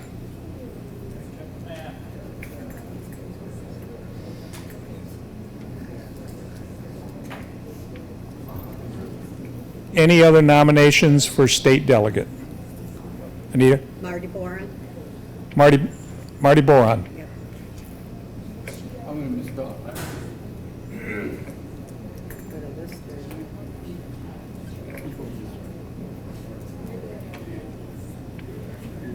Any other nominations before I close them? Okay, the nominations are now closed. So here's the way we're going to do this. I thought George was going to write bigger. I apologize. What we'll end up doing is this. Your state delegate ballot is up to 7. We have 10. So when we get to that, I'll give you all the names. I'll read them off here. My suggestion would be write them on the back of your ballot. Okay, so you have the 10 names, and then transfer to the front of your ballot the ones you want to vote for. Does that make sense? Or you can put on a scratch piece of paper on the back of the agenda package, whatever you want to do. But my suggestion would be that you write all the names down so you know who's actually on the ballot. The last thing we want is a ballot to come in and have somebody's name on it who wasn't nominated. So, what's that? Can you read who they are now? I'll wait till we get to that point, okay? I'm missing. For the state? Spell your last name. B-O-R-O-N. R-O-N. Just making sure.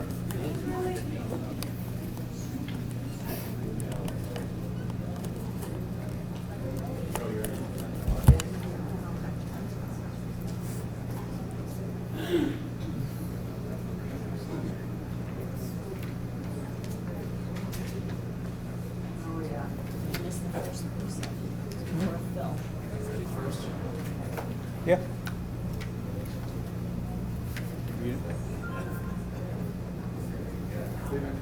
Ashley.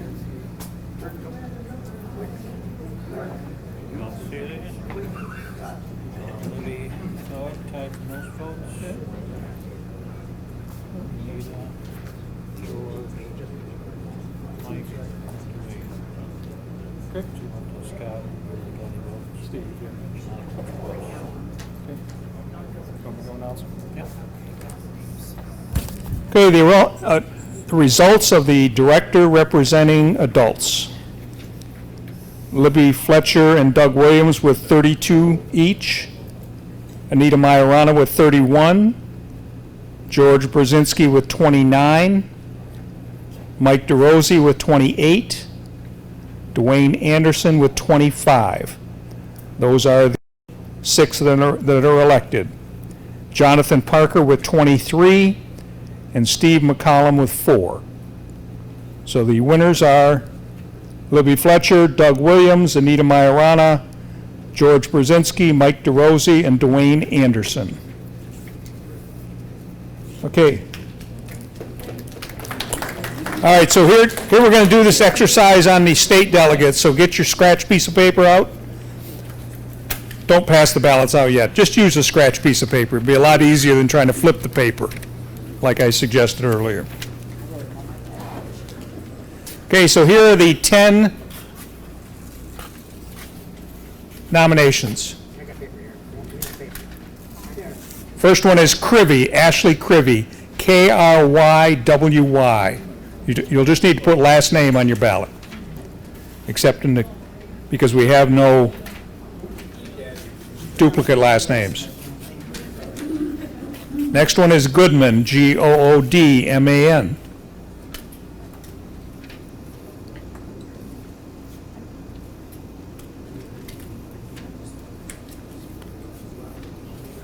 The next one is Brzezinski, Bresinski.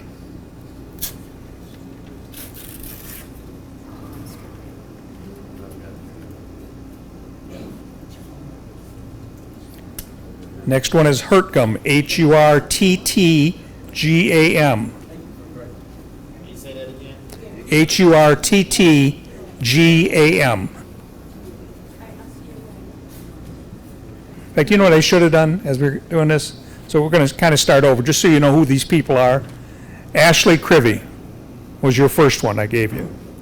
Phil Goodman. Phil Goodman. Stand up, Phil.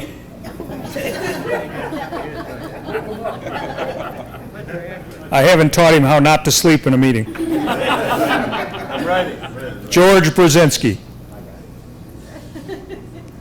Mark Hurtgam. The next one is Pat Klix, Klix. Pat's right here.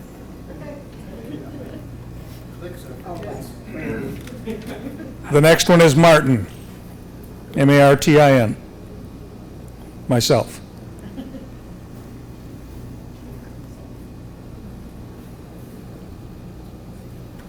Next one is Michael DeRosie, DeRousie.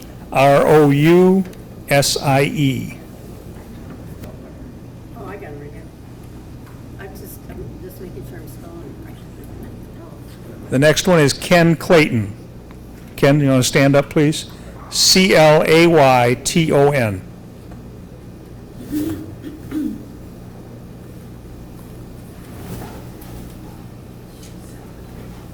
Next one is Colleen Scott. Colleen, rise, please. Scott.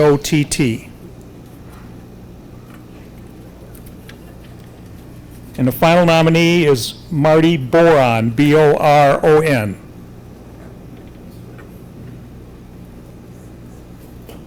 Okay, so take a minute. I suggest you take a minute, kind of maybe take your little worksheet there and kind of figure out who you're going to vote for.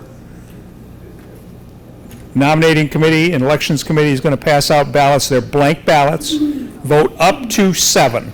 Up to 7. If you happen to vote for 8, your ballot will be spoiled. Just so you know that. So up to 7. Neatness counts.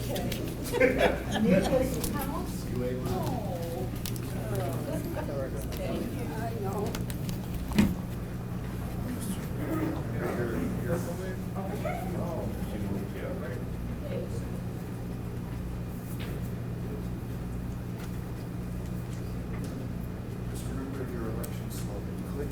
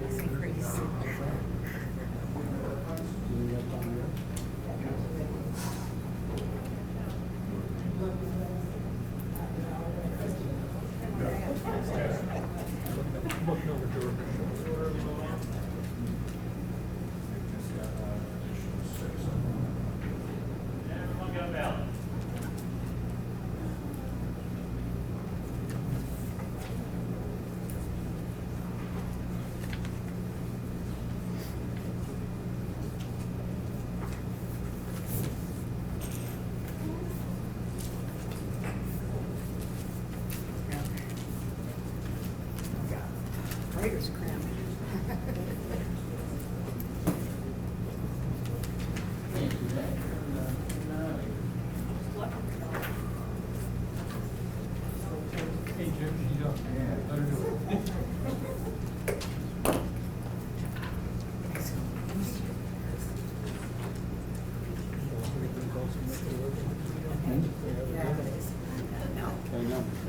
does, doesn't it?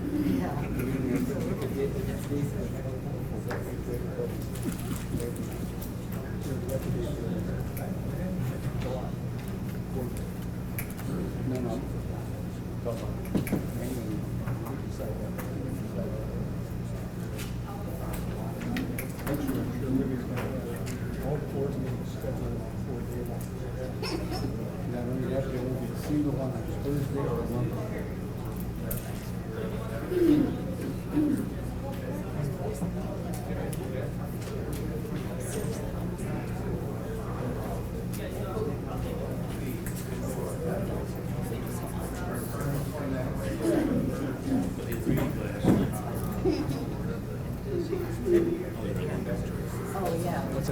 Other than that, adult. Yep, got it. Thank you.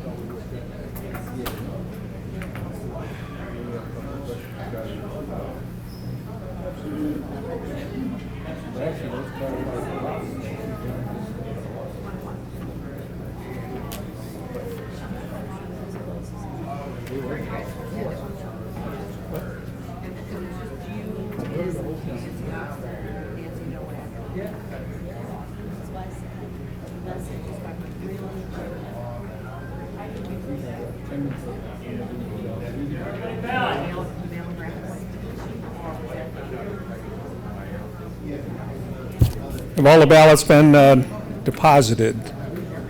Okay. Now we have another pause. I thought you were gonna sing during this time. George is, George, come on. and he'll do a soft shoe. I got my stuff. Where's the camera off? No, that's TikTok. Thanks, Bill. TikTok. Yeah, I thought you were right.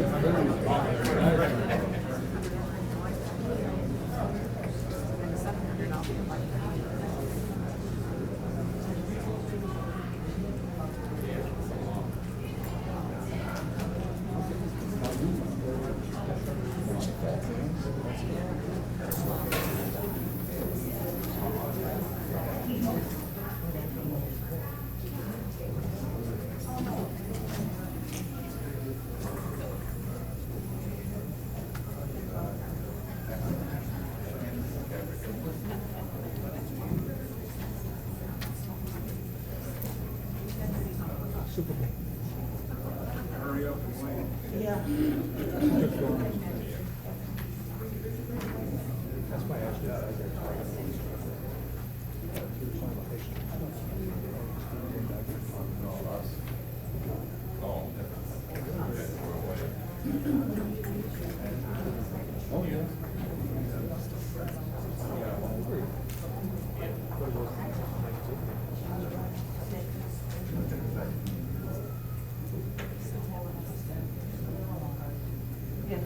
he's at a, and he'll tell you that it's exactly right. The faces are just because the average is higher. Especially the ones that go for you, because they spend a lot of time. Yeah.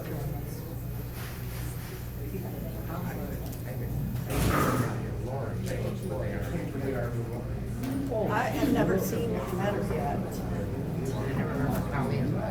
Yeah, Scott, yeah.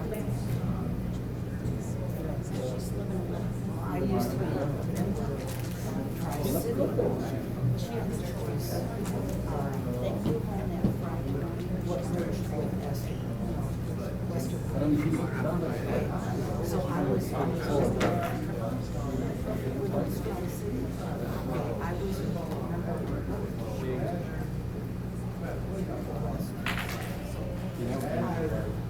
to know this. Tri-City. Yes.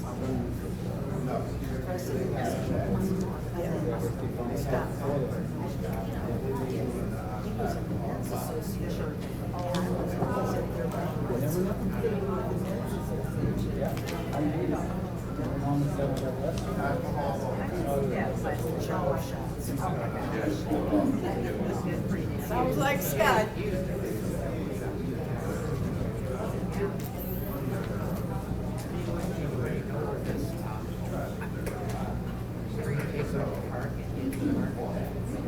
Off of 9 Mile somewhere. It's off of Woodward Heights, which is basically 9.5, about a mile and a half west of Woodward.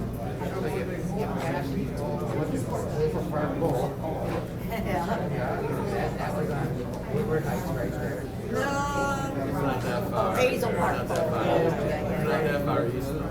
Yeah, that's too far, that's what I thought. It's only a mile and a half west of Woodward. East of Woodward. Yeah. Most people think it's still, I'm on the corner. most people think it's still Pleasant Ridge. There's really no sign of it. It's about a mile and a half east of Woodward. East of Woodward. Mentioned about Bedford Beach having outside parking or something like that. Wow. You couldn't make up this night.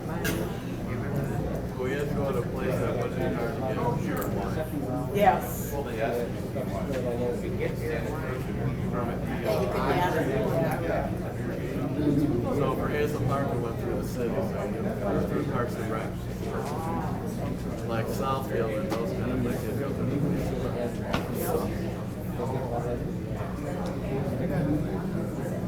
So it's about as central as you get. Yeah. Really, that's It's got not a bad. building for basket that goes all upward. It's got a park around it. It has 3 pavilions, we rented 2, but nobody's gonna take the third.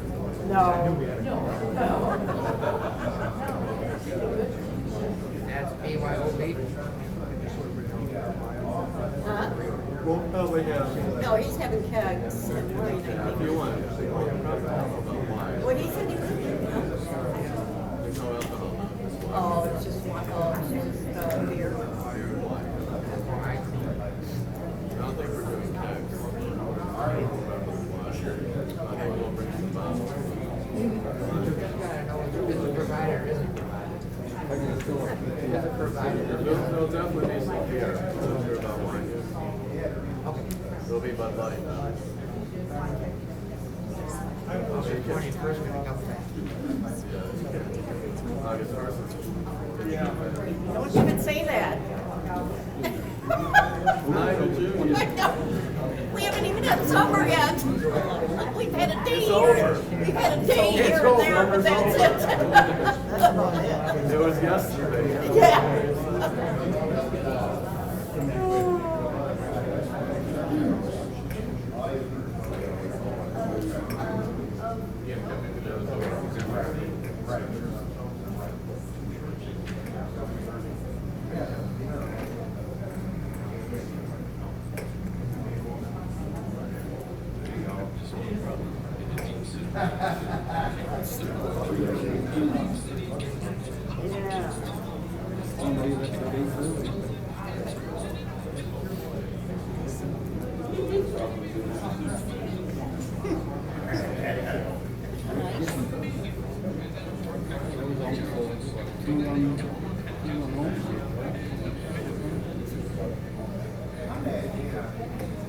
Hey, we got some good young players.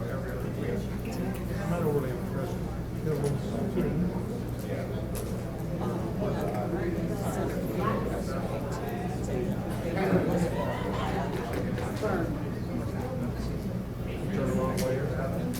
Which one's I can understand that from good? Then he got a nice head.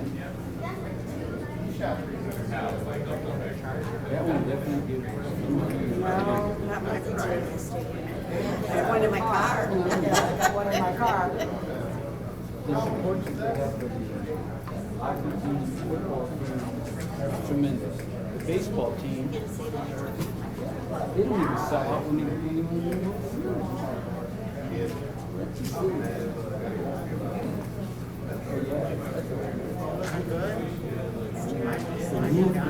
this color,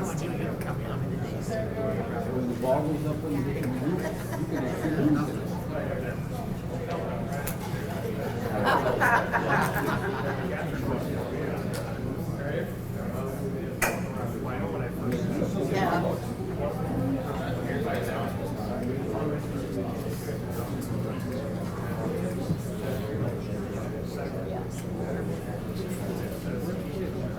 Oh, Jesus.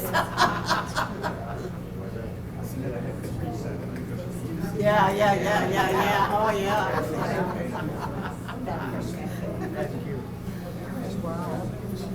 Actually, no.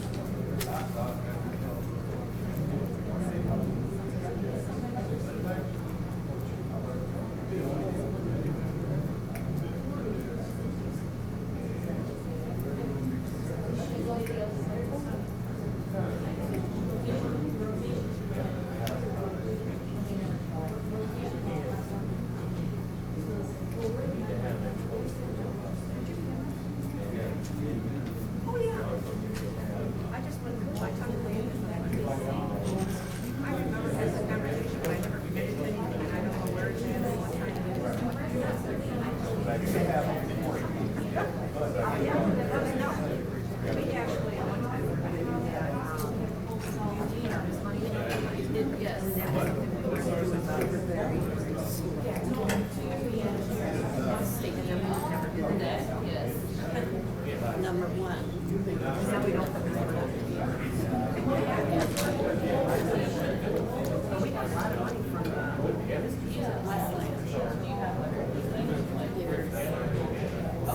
Alleys, steps. Well, that creates a problem, slowness. So when the bowler up the bowler,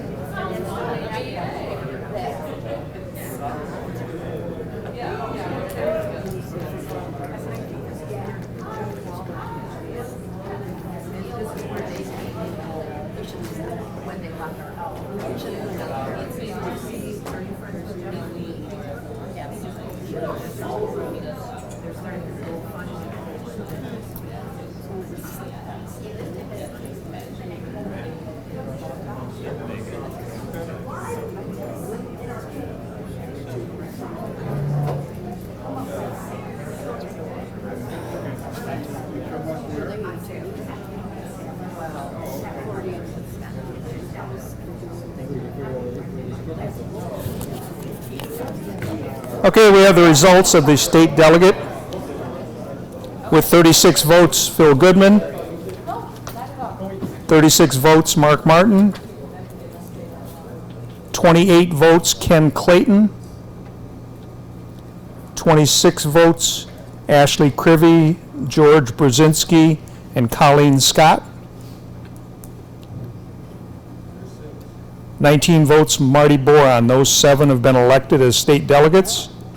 So they are Ashley Krivy, Phil Goodman, George Brzezinski, Mark Martin, Ken Clayton, Colleen Scott, Marty Boron. The other 3 on the ballot will serve as alternates in this order. Pat Clicks with 18, Mike DeRosie with 17, Mark Hertcomb with 14. So our 7 delegates have been elected and 3 alternates. One thing I do want to announce, which typically I would do at the beginning of the meeting and didn't, we did have a quorum, obviously, otherwise we would not have had a meeting. Our quorum requirements are 30 according to our bylaws, and we have 43 members today. So I apologize for not doing that earlier, but again, I guess better late than never, right? So now I'll turn the microphone back over to George, but I think Libby Fletcher wants to say something before we go to adjournment. So I would just like to publicly acknowledge that this is George Brzezinski's last annual meeting as your president. He has served 4 years and has done an amazing job for Metro Detroit USBC. So George, I'd like to thank you.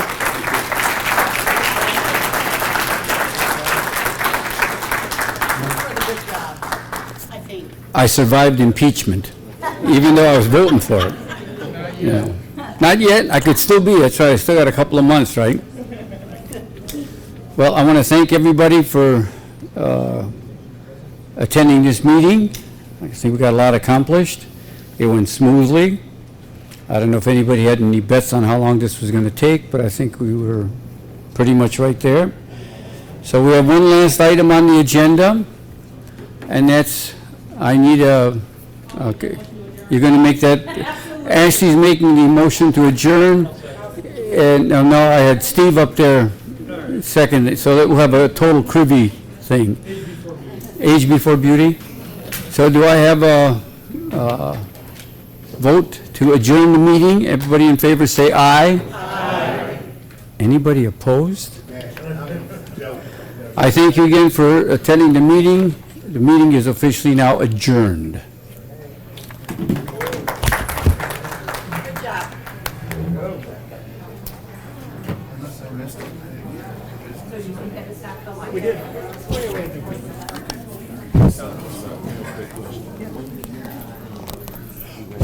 Hello.